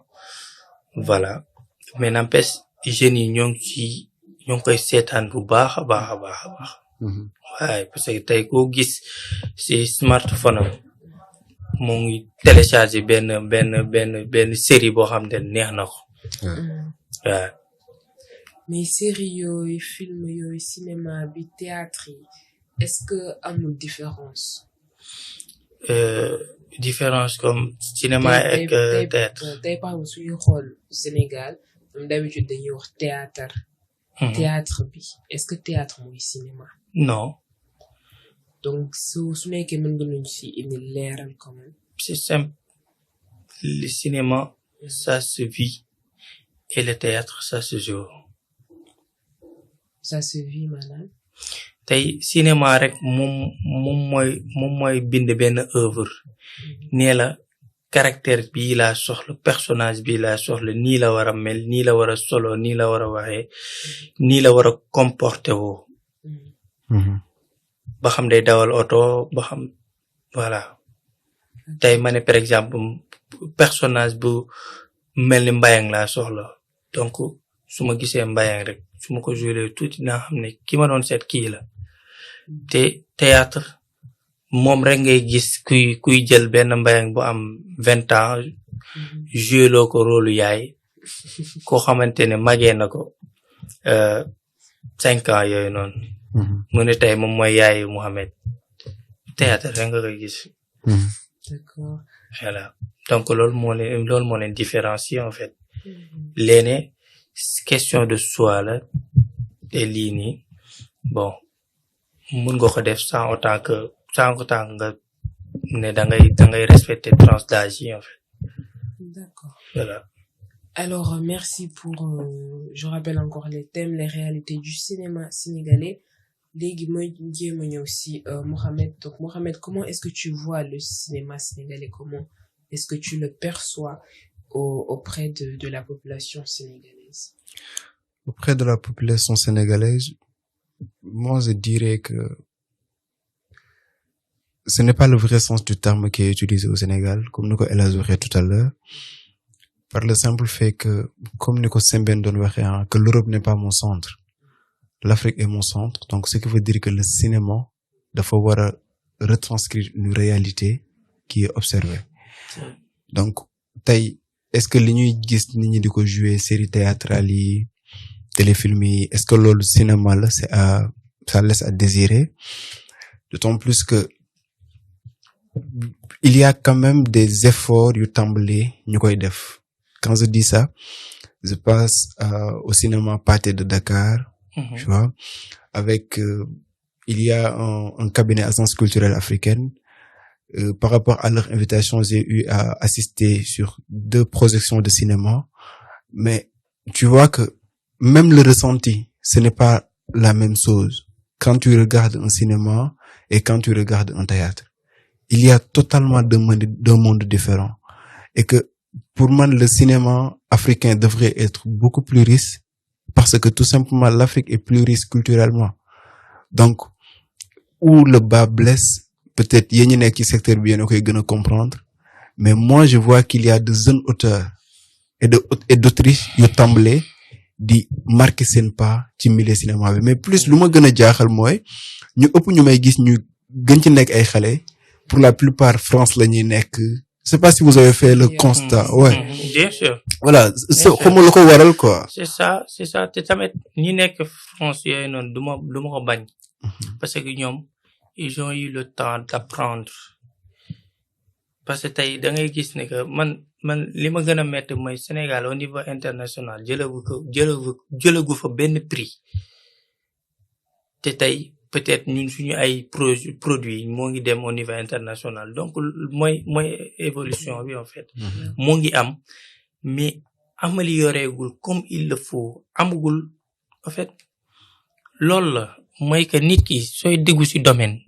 soo ko jàngul dañuy dem jëli ku ko jàng. Je suis d'accord. Tu vois loolu mooy en fait ñun on doit avoir le temps d'apprendre. Je suis d'accord. Le cinéma d'abord avant que ñun ñu siy dugg di ci rey suñu bopp loolu ça paye cinéma bi day fay il y a des milliards là-dessus mais soo xamul domaine bi nga nekk doo mën a xam loolu fal nga ko mën a amee. Ça c'est vrai. ndax jàngoo ko xamoo ko maîtriser woo ko. Ça c'est vrai. te nit ki loo maîtriser wul dalay sonal après. Ouais. loolu mooy waral nga gis tey benn acteur suba nga gis ko ñu koy ketal te bëri na fi en fait. que population bi dafa xeeb métier bi parce que tey ji soo amee sojo mu ne la man de acteur laa bëgg doon ah c'est pas pour le Sénégal dina la waxaat est-ce que doo jël benn domaine ce qui va faire en sorte que tey ji ñoom suñu dem defi ay casting dañu nekk bon man nekk naa nit ku ubbeeku mën naa kaf mën naa ree mën naa def semblant kon jarul ma kay dem jàngi daal. c'est ça loolu moo ñu sonal rek est-ce que jar na ko loolu moo ñu sonal ñun dañoo war a di bàyyi poser wu la question est-ce que war naa ko mën a def genre ñu ko war a bàyyi te tey am na ñoo xamante ne bañ am na acteurs yu bari bañ ñëwee suñu salle dañoo ne ndekete xamuñu dara ndax li ñuy def fii nii ñoom mënuñu ko comprendre mënuñu ko justifier lan la en fait xamuñu ko te tey lu tax nag ñuy xeeb aussi am na ñu parents yi di xeeb parfois parents yi di tere seeni doom parce que peut-être li leen woon la am na sama benn professeur mu ne dafa toog mu ne nañu filmer suñu bopp c'est-à-dire nañu wane lu ñun suñu ay réalité li nga xamante ne moom la ñuy dund du en fait du ñëpp am xaalis du ñëpp a nekk en fait. Carrément. lu ñuy xeeñoo diwuñ ko en fait. Carrément. te ñun tey suñu nature bi ñu am nii tey tubaab bi ñoom loolu la ñuy wax ñun ñoo ngi am naaj ñoo ngi am tout ce qu'il faut ñun ñu naan dañuy génn lool noonu dugg si ñoom seen kii nii en fait ñu mënoo leen convaincre si yooyu noonu yi nga leen di won nii. Carrément. mënoo leen convaincre. ça tubaab yow mënumaa jël benn mbayang lum mi solal ko greffage defaral ko make-up genre tu vois tubaab bi loolu moo nekk si dëkkam ñu mel noonu ñoo nekk si dëkkam mais tey mbayang ak lu mu def nii tey soo ko joué looy tubaab bi day am envie jënd produit boobu parce que dina ni naturel bi mu yor bu mu am loolu mooy waral mu jënd projet yooyu noonu projet boobu. Il y a quelque chose de plus. Voilà. Je comprends. Il y a une authenticité comme ça. Bien sûr. Et aussi juste dans ça veut dire tout à l'heure maa ngi joxe exemple d'Ousmane Sembène. Parce que xoolal tey ba tey théâtre yu Ousmane Sembène produire.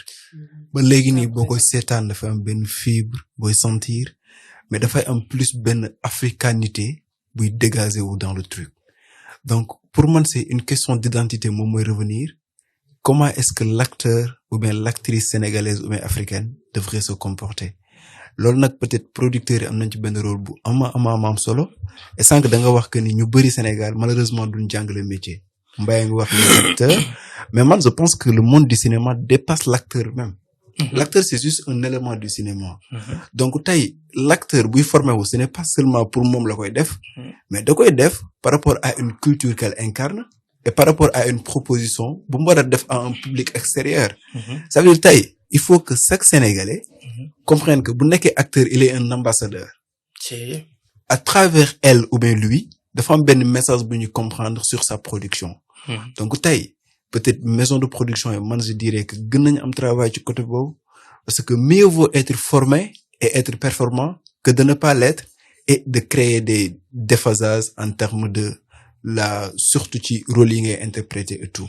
moo tax man je pense qu'on aura peut-être de nouveaux Ousmane Sembène yu ñu gën a mën a dundaloo l'art du cinéma au Sénégal. C'est ça. Mais le fait que nga ne producteurs yi man pour man ñoom duñu ci dara ñoom dañuy wut luy rafetal seen film luy taaral seen film tu vois mais tey yow étant acteur tu dois te former d'abord. Tu dois te former xam li nga bëgg parce que tey gi nga am na le cas de kii Amali Mbaye.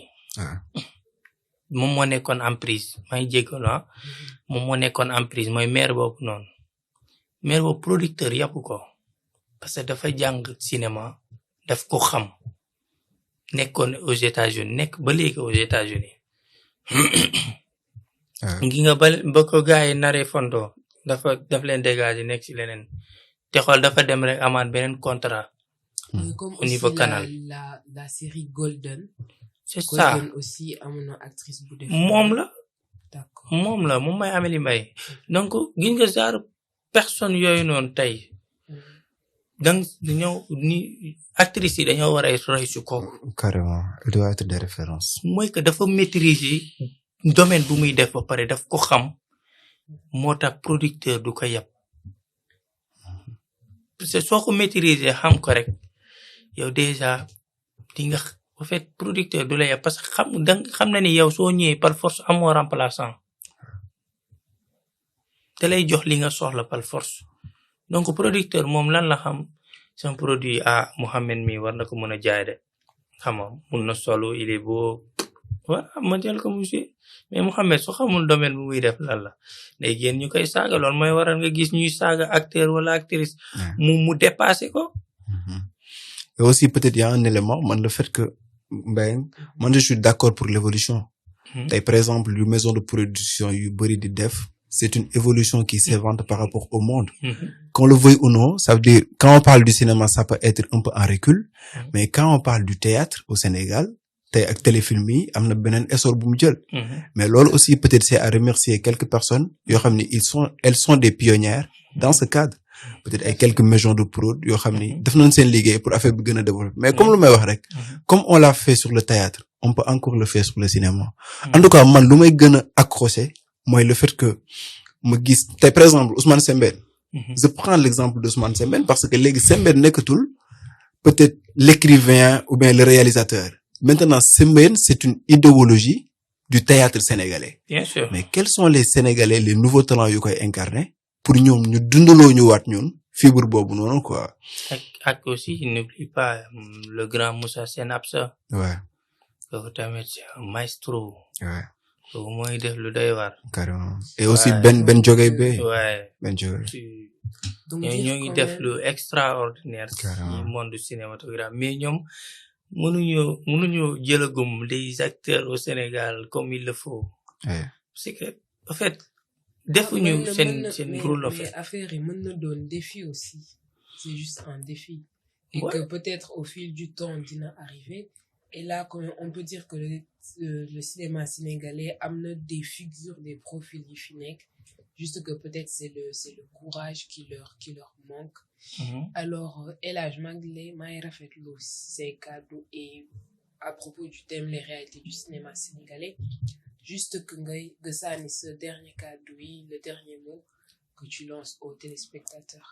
Bon avant tout d'abord maa ngi leen di remercier waat remercier Mohamed Mbayang voilà di kontaan aussi ci invitation bi comme toujours voilà di remercier aussi Lamine mi nga xamante ne peut-être moo tax ma ñëw et en plus moom moo ma jàngal tey lépp li nga xamante ne moom laa xam ci monde cinématographique bi Lenx je lui remercierai jamais assez parce que il a fait de moi quelqu'un boo xamante ne tey fépp fu mu mënti dem du ma rus taxaw toog wax vraiment donc dama koy remercier encore une fois et Mami Zahra surtout voilà donc dine rek nit ki si lépp looy def lépp loo nekk tey muy cinéma muy entrepreneuriat wala quoi que ce soit daal jàng ko d'abord nga xam ko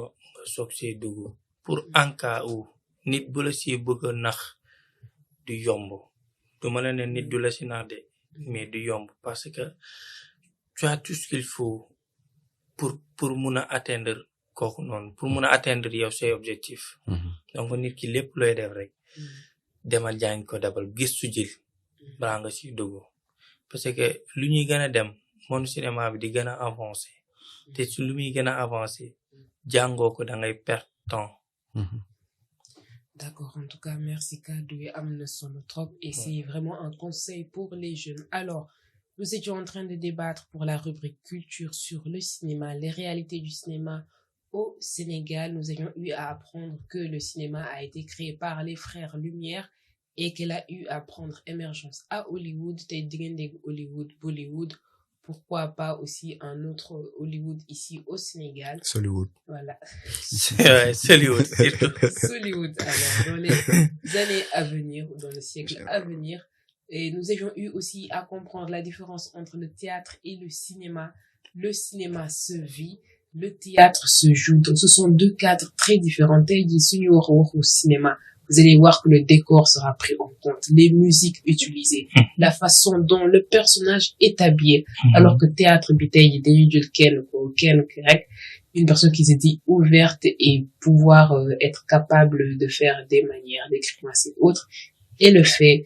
Donc, le cinéma est une profession et est un art, est un domaine à exploiter et aussi à se former.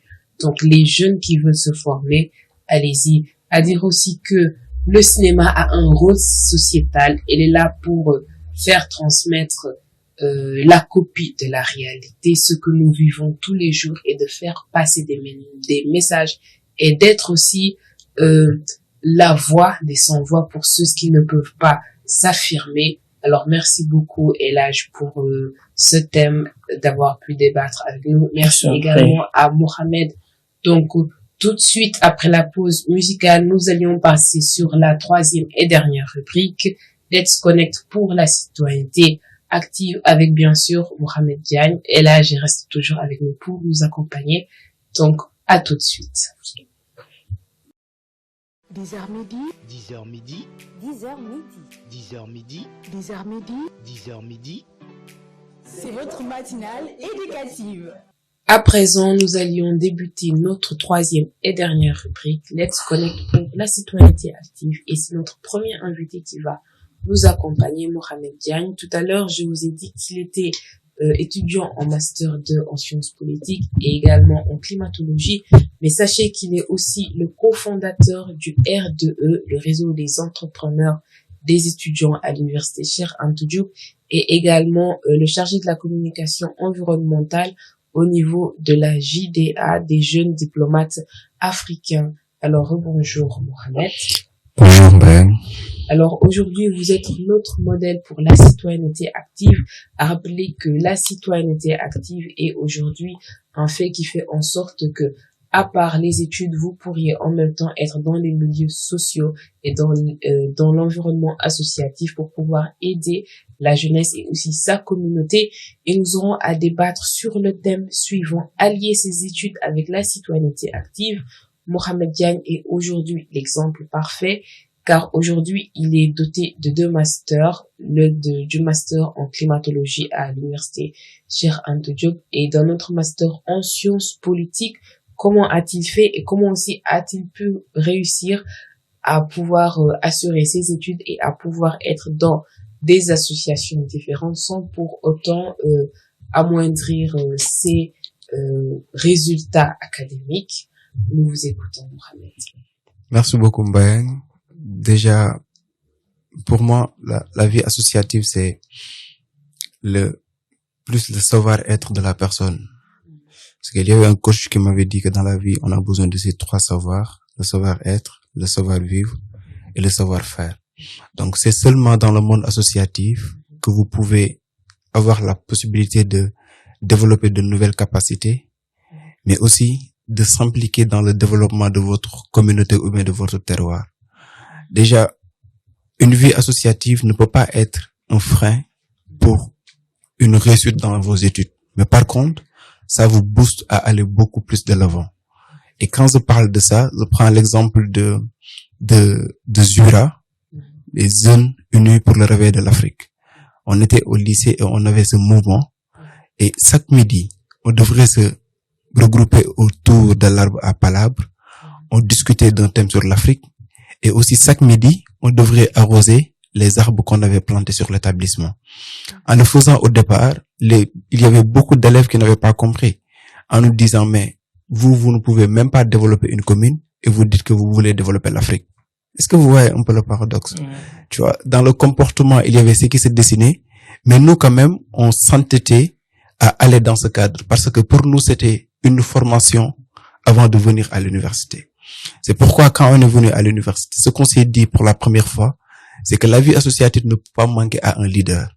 Parce que demain, ça fait partie de ceux qui peut-être feront confiance aux personnes pour vous choisir ou bien pour penser à vous quand on parle d'un événement ou bien quand on parle d'un poste. Donc, une vie associative est nécessaire pour un élève. plus même pour un étudiant. Parce que ça vous forme, ça vous permet d'avoir le réseau nécessaire, mais ensuite ça vous permet d'impliquer, parce que étant jeune, vous n'avez pas beaucoup de ressources, mais vous avez vous-même, et vous êtes une ressource. Donc lorsque vous s'impliquez dans une démarche associative, à partir de ce moment-là, vous êtes non pas un problème, mais vous représentez une solution, et c'est la plus belle des solutions parce que vous êtes une solution pour votre communauté. D'accord. Alors, tout à l'heure, vous avez dit que c'est nécessaire, le fait d'entrer dans la citoyenneté active, c'est nécessaire pour un élève, mais je vais aussi dire que c'est un moyen de lutte contre la délinquance. Tout à l'heure, vous avez dit que l'après-midi, vous étiez en train de vous regrouper dans l'arbre à palabres et de savoir comment est-ce que vous avez arrosé les plantes, voilà, que vous avez eu à reboiser. Donc, on voit que c'est très important et que ça aide et que c'est un moyen contre la délinquance. Également, vous avez eu à continuer cela à l'université. Qu'est-ce que cela vous a-t-il apporté de plus par rapport à votre profession ou à vos études? Moi, je dirais la confiance en soi. C'est ce qui m'a donné de la confiance parce que au-delà d'arroger les arbres, on devrait, lorsqu'il y avait quelques déchets autour de la classe, moi, je m'apprêtais à les prendre et les mettre au niveau des poubelles. Et quelques semaines après, j'ai pu influencer beaucoup de personnes dans ma classe. Et du moment où je reste avec des personnes que j'ai influencées qui font la même chose, ma confiance en moi a tendance à plus se développer. C'est comme si que cette action-là renforce directement mon niveau intellectuel. Et à partir de ce moment, je me vois comme un modèle. Et lorsque vous vous voyez comme un modèle, vous n'avez plus la possibilité de faire des erreurs. Vous n'avez plus la possibilité de vous rabaisser par rapport à des faits ou bien à des actes. Déjà, voilà, vous avez une compréhension de vous-même qui vous empêche de faire beaucoup de choses. Tu étais sage à l'école parce que tu devrais être avec des professeurs, tu devrais parler avec eux. Et même quand les élèves devraient aller en grève, alors que moi je ne faisais même pas partie de l'administration du lycée, mais on vous appelait. Pourquoi? Parce que tout simplement vous arrosez les arbres et vous ramassez les ordures. Donc ça vous donne une confiance en soi. Et en venant à l'université, vous avez besoin de ça. Vous avez besoin de ce background-là associatif. Parce qu'on vous demande qu'est-ce que vous avez fait dans la vie. Et pour moi, le diplôme, ce n'est juste un diplôme. Hein. Quand je dis que ce n'est juste un diplôme, ça veut dire que le diplôme peut ne pas être l'élément qui est le plus important de votre vie. Mais l'élément le plus important de votre vie, c'est l'impact que vous créez. Et l'impact est créé grâce au mouvement associatif. C'est pourquoi, avec le réseau des étudiants entrepreneurs, c'est ce qu'on fait. Et avec les jeunes diplomates africains aussi, c'est ce qu'on fait. Nous créons l'impact parce que cela vous renforce votre confiance en soi, mais cela aussi améliore les conditions de vie de la communauté dans laquelle vous êtes. D'accord. Alors, c'est vraiment quelque chose de très bien et que nous félicitons de passage. Alors, pour les jeunes diplomates africains, quelle est votre mission et quelles activités faites-vous exactement? Déjà, c'est une association qui a été créée à l'issue d'une simulation des Nations Unies qu'on avait organisée. Moi, je faisais partie de la première cohorte. On était des délégués, on représentait les nations qui sont présentes au sein des Nations Unies. Donc, on devrait parler d'une thématique qui touche la désertification dans le Sahel, et il fallait avoir une résolution qui serait proposée aux institutions qui gèrent ces questions au niveau du Sénégal. Et à la fin, on s'est dit que les alumni du Dakar Moon, c'était le Dakar Moon au départ, on pourrait avoir un cadre pour se former d'abord, mais ensuite pour donner la possibilité à d'autres générations de connaître les mêmes cadres de simulation. Donc, c'est pourquoi on a décidé de se former à association pour renforcer la diversité culturelle en Afrique, mais ensuite pour essayer de montrer la valeur de la diplomatie, de la science politique, des relations internationales en Afrique, parce que malheureusement ce sont des filières qui sont laissées à rade, et pourtant ce sont des filières tellement importantes. Donc on joue sur la sensibilisation des jeunes pour l'amour de la diplomatie, de la science politique et des relations internationales, mais plus pour promouvoir la diversité. Parce qu'au sein de l'association, on a presque plusieurs nationalités africaines. Et là, on est en train de se développer et on prépare des activités dans le futur. On a déjà fait quelques activités, comme par exemple une formation sur les soft skills. Là, on prépare une journée de dons qu'on doit faire à l'orphelinat Kër Serigne Saliou. C'est pour samedi, Inch'Allah Rabbi. Mais on prépare aussi d'autres activités comme une simulation, comme ce qu'on avait fait, où on invite tous les jeunes du Sénégal à prendre part parce qu'il y aura une représentation pour chaque délégation et à la fin, il y aura une distribution de denrées que l'on prépare aussi et on aura la possibilité peut-être de mieux développer avec notre chargé de communication. Peut-être qu'il sera un de ces événements, votre invité, Inch'Allah. En tout cas, ce sont vraiment des initiatives à féliciter. Et j'aimerais aussi bien savoir, vous êtes au niveau de Dakar? Ouais. Oui, exactement. Là, on n'a pas, notre siège social se trouve à Yoff, auprès du président, mais quand même, on est présent sur tous les réseaux, hein. On est présent sur Instagram, LinkedIn, TikTok. Et là, comme je l'ai dit, hein, on essaie de montrer la valeur ajoutée de la diplomatie au Sénégal.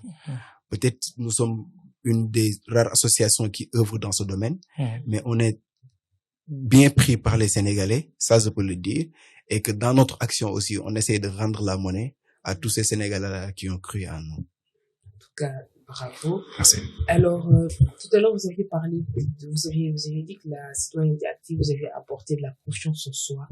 Et quand on parle de confiance en soi, on en a besoin à l'université, vous l'avez dit. Avec le R2E, le réseau des entrepreneurs, est-ce que vous avez eu une difficulté à vous imposer? Est-ce que vous avez eu des difficultés à faire venir des gens intégrés? Non, je dirais non. Parce que d'abord, le réseau des étudiants entrepreneurs, c'est un regroupement d'entrepreneurs. Donc, toutes les personnes qui sont au sein du réseau sont soit des porteurs de projets, soit des entrepreneurs qui ont déjà commencé leur projet. Donc, l'objectif principal, c'était quoi? C'était de donner de la force à l'étudiant qui entreprenne au sein de l'université. Il y avait des commerçants et il y avait des barrières administratives qui ne favorisaient pas le fait que l'étudiant soit entrepreneur. Et ça, c'était compréhensible. Parce que l'administration aussi, dans sa bulle, pense que un étudiant qui entreprenne, peut-être l'entrepreneuriat peut être un frein pour ses études. Mais malheureusement, tel n'est pas le cas. Et on voit que plusieurs étudiants qui réussissent aujourd'hui, ce sont des entrepreneurs. Parce que l'entrepreneuriat aujourd'hui s'impose au monde universitaire. Donc, c'était une réalité, mais nous, tout ce qu'on a fait, c'est essayer de l'encadrer. De se regrouper autour d'un cadre pour donner de la voix aux étudiants entrepreneurs, mais aussi pour influencer surtout les nouveaux bacheliers qui arrivent à l'université. Pour vous dire que normalement, chaque étudiant devrait avoir un projet.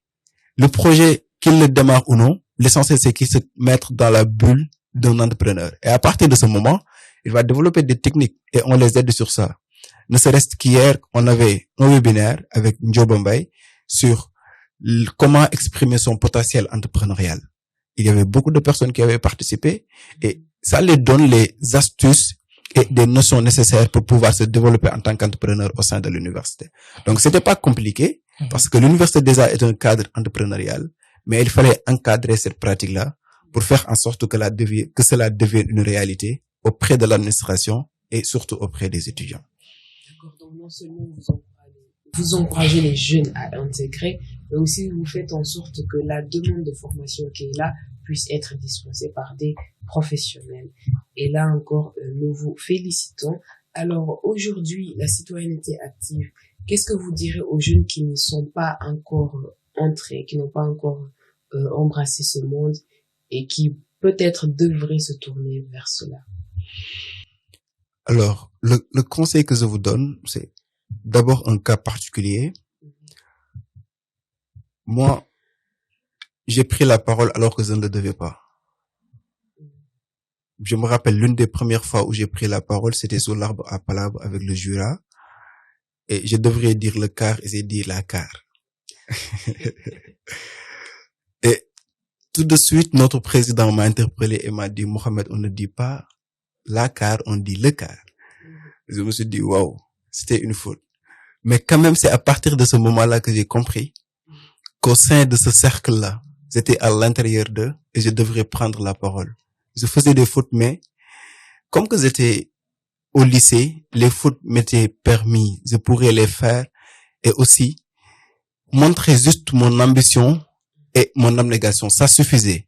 Mais lorsque vous ne le faites pas alors que vous étiez au lycée ou bien au CM, quand vous serez à l'université, vous ne serez pas pardonné par ces erreurs. Quand vous serez à l'université ou bien dans le monde professionnel, là, on pense que vous êtes prêt.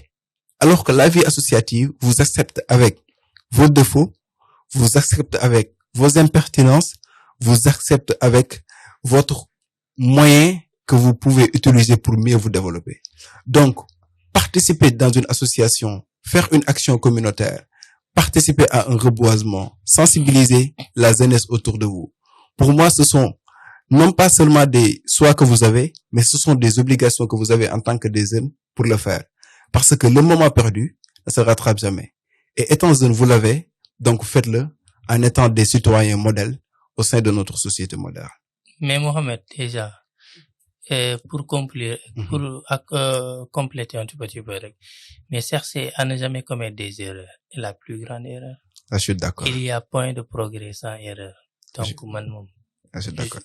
nangu naa di def ay erreur pour mun a di mun a voilà Carrément, di mun a liggéey sama bopp quoi di mun a avancer. Je veux dire encore de ne pas avoir peur de l'échec parce que c'est cet échec qui va vous faire grandir. Et vous... Mais échec lan moo koy causer déjà? C'est l'abandon. Il n'y a pas d'échec. C'est l'abandon qui cause l'échec. Carrément. Ouais. Donc nit ki pour man si lépp loo munti dugg rek faut toujours y croire, avoir la foi et la détermination. Surtout, la persévérance. Carrément. Nit ki si lépp looy dugg amoo si détermination ak persévérance, surtout persévérance. mooy dëgër bopp. Carrément. doo si mos a génn. C'est clair. Ouais. Alors, merci à Elhadj pour son intervention également. Nous sommes au terme de cette rubrique Let's Connect pour la citoyenneté active et nous avions eu pour thème allier ses études avec la citoyenneté active avec Mohamed Diane qui est, on va dire, un entrepreneur social, cofondateur de R2E, réseau des étudiants entrepreneurs de l'Université Cheikh Anta Diop et également chargé de la communication environnementale au niveau de la JTA, des jeunes diplomates africains. Il est aussi étudiant en master en sciences politiques et en climatologie. Alors, ce que nous ayons eu à apprendre dans ce thème, c'est que le fait d'entrer dans la citoyenneté active, ce n'est pas une perte de temps. Et pour ceux qui n'y sont pas entrés à présent, faites-le. Car comme Mohamed a dit, il a eu à gagner la confiance en soi. Et au fur et à mesure qu'il avançait, il commençait à occuper des postes importants, il commençait à être interpellé et c'est ce qui a fait qu'il a eu commencé à avoir une retenue et qu'il a su que quelquefois il fallait pas faire des fautes n'importe comment, n'importe où et qu'à présent il devait faire de son mieux pour représenter son école ou son association. Voilà, c'est avec son association, j'y arrive. Et aussi de faire en sorte d'être fidèle en tout cas à ses principes. Au début, il nous a aussi parlé de savoir-être, savoir-faire, savoir-vivre. Donc toutes ces notions, tous ces comportements, toutes ces attitudes ne sont pas apprises à l'école, mais apprises dans les associations ou dans les regroupements de jeunes. Donc allez-y et surtout n'hésitez pas. Et aussi Elhadj Diallo qui est acteur et cinéaste, qui nous a fait comprendre que s'il existe des échecs, c'est parce qu'il y a des abandons. Et pour ne pas pouvoir immortaliser ça dans sa vie, il faudrait ne pas abandonner et se dire qu'il faut être déterminé et persévérant dans sa vie. Alors, avant de nous quitter, Elhadj, aviez-vous un dernier mot à dire? Bon, sama cadre du weesu li ma waxoon en fait. mooy que bu ñu ragal a def. ndax suñuy def suñuy tenter rek bu yàggee dina baax en fait. Mais suñuy ragal a def rek après duñu def dara. Si tu permets dafa amoon benn jeu olympique bu amoon ñuy laajte quoi journaliste bi di laaj lan moo la gën a neex ci jeu olympique bi comme dafa laaj français bi en fait français bi ne ko man je suis juste là pour bon dama ñëw rek pour présenter wu en fait. Tu vois donc amul leneen ñu laaj américain bi ñu ne ko na wax ci jeu olympique bi mu ne moom dafa ñëw pour gagner. donc ce qui veut dire que nit ki da ngay am esprit de gagneur en fait nit da ngay am benn détermination bi nga xamante ne tey fépp foo dem rek doo sonn te lépp li nga song rek dañ koy daan en tout cas man moo nekk ci man pour man lépp lu ma gis rek sama bët may ma ko rek sama fit war ma ko xañ donc nañu dëgg ci lu ñuy def rek te am ci ngor fulla ak fayda dañ ciy dem inshallah parce que am na ay jeunes yu nekk fii yoo xamante ne bëgg nañ def mais dañoo amul ku leen di may doole wala ku leen di may fit courage xam nga bi nga tase benn élage bi nii mu ne la boy lii doo ci jàll mais loolu noonu yëpp ay baatu ginnaaw la yow dis-toi que tu vas réussir donc tu vas réussir soit je gagne toujours je gagne rien de plus.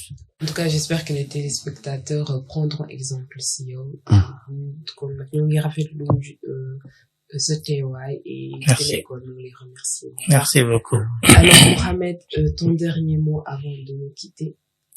Mbaye merci beaucoup ci invitation bi di wax ni juste peut-être ci ay ñi ngi nekk ci période yu xaw compliqué ak élection yi Sénégal donc di ñaan jàmm xew ci réew mi parce que moo ñu jik yàlla jox réew mi ki nga xam ne moom moo ko gën a mën a doxal par rapport ak programme bi ñu proposé et aussi mu nekk président boo xam ne day jëlee Sénégal ci point A yóbbu ko ci point B inchallah rabbi donc ñu ngi koy ñaan aussi juste di wax ni c'était un moment de partage et aussi d'exploration des thématiques qui nous concernent mais comme j'ai l'habitude de le dire lorsque vous avez quelque chose à dire c'est parce que vous avez quelque chose aussi à apprendre et apprendre aujourd'hui je l'ai fait avec vous et aussi avec El Hadj et je pense pas que ça sera la dernière fois qu'on se verra inchallah. Merci beaucoup. Télé École a beaucoup appris de vous et que ça a été un plaisir de vous avoir sur le plateau, Mohamed Diagne et El Hadj. Merci beaucoup. Alors nous sommes à la fin du 10h midi, la matinale éducative qui est là pour vous booster en culture générale. C'est du lundi au vendredi de 10h à midi avec des invités de marque, des thématiques intéressantes et pour aussi faire en sorte que la jeunesse soit au mieux préparée. Donc disons-nous à la prochaine fois et bonne suite des programmes sur la Télé École. 10h midi. 10h midi. 10h midi. 10h midi. 10h midi. 10h midi. C'est votre matinale éducative. 10h midi. 10h midi. 10h midi. 10h midi. 10h midi. 10h midi. C'est votre matinale éducative. 10h midi. 10h midi. 10h midi. 10h midi. 10h midi. 10h midi. C'est votre matinale éducative. 10h midi. 10h midi. 10h midi. 10h midi. 10h midi. 10h midi. C'est votre matinale éducative.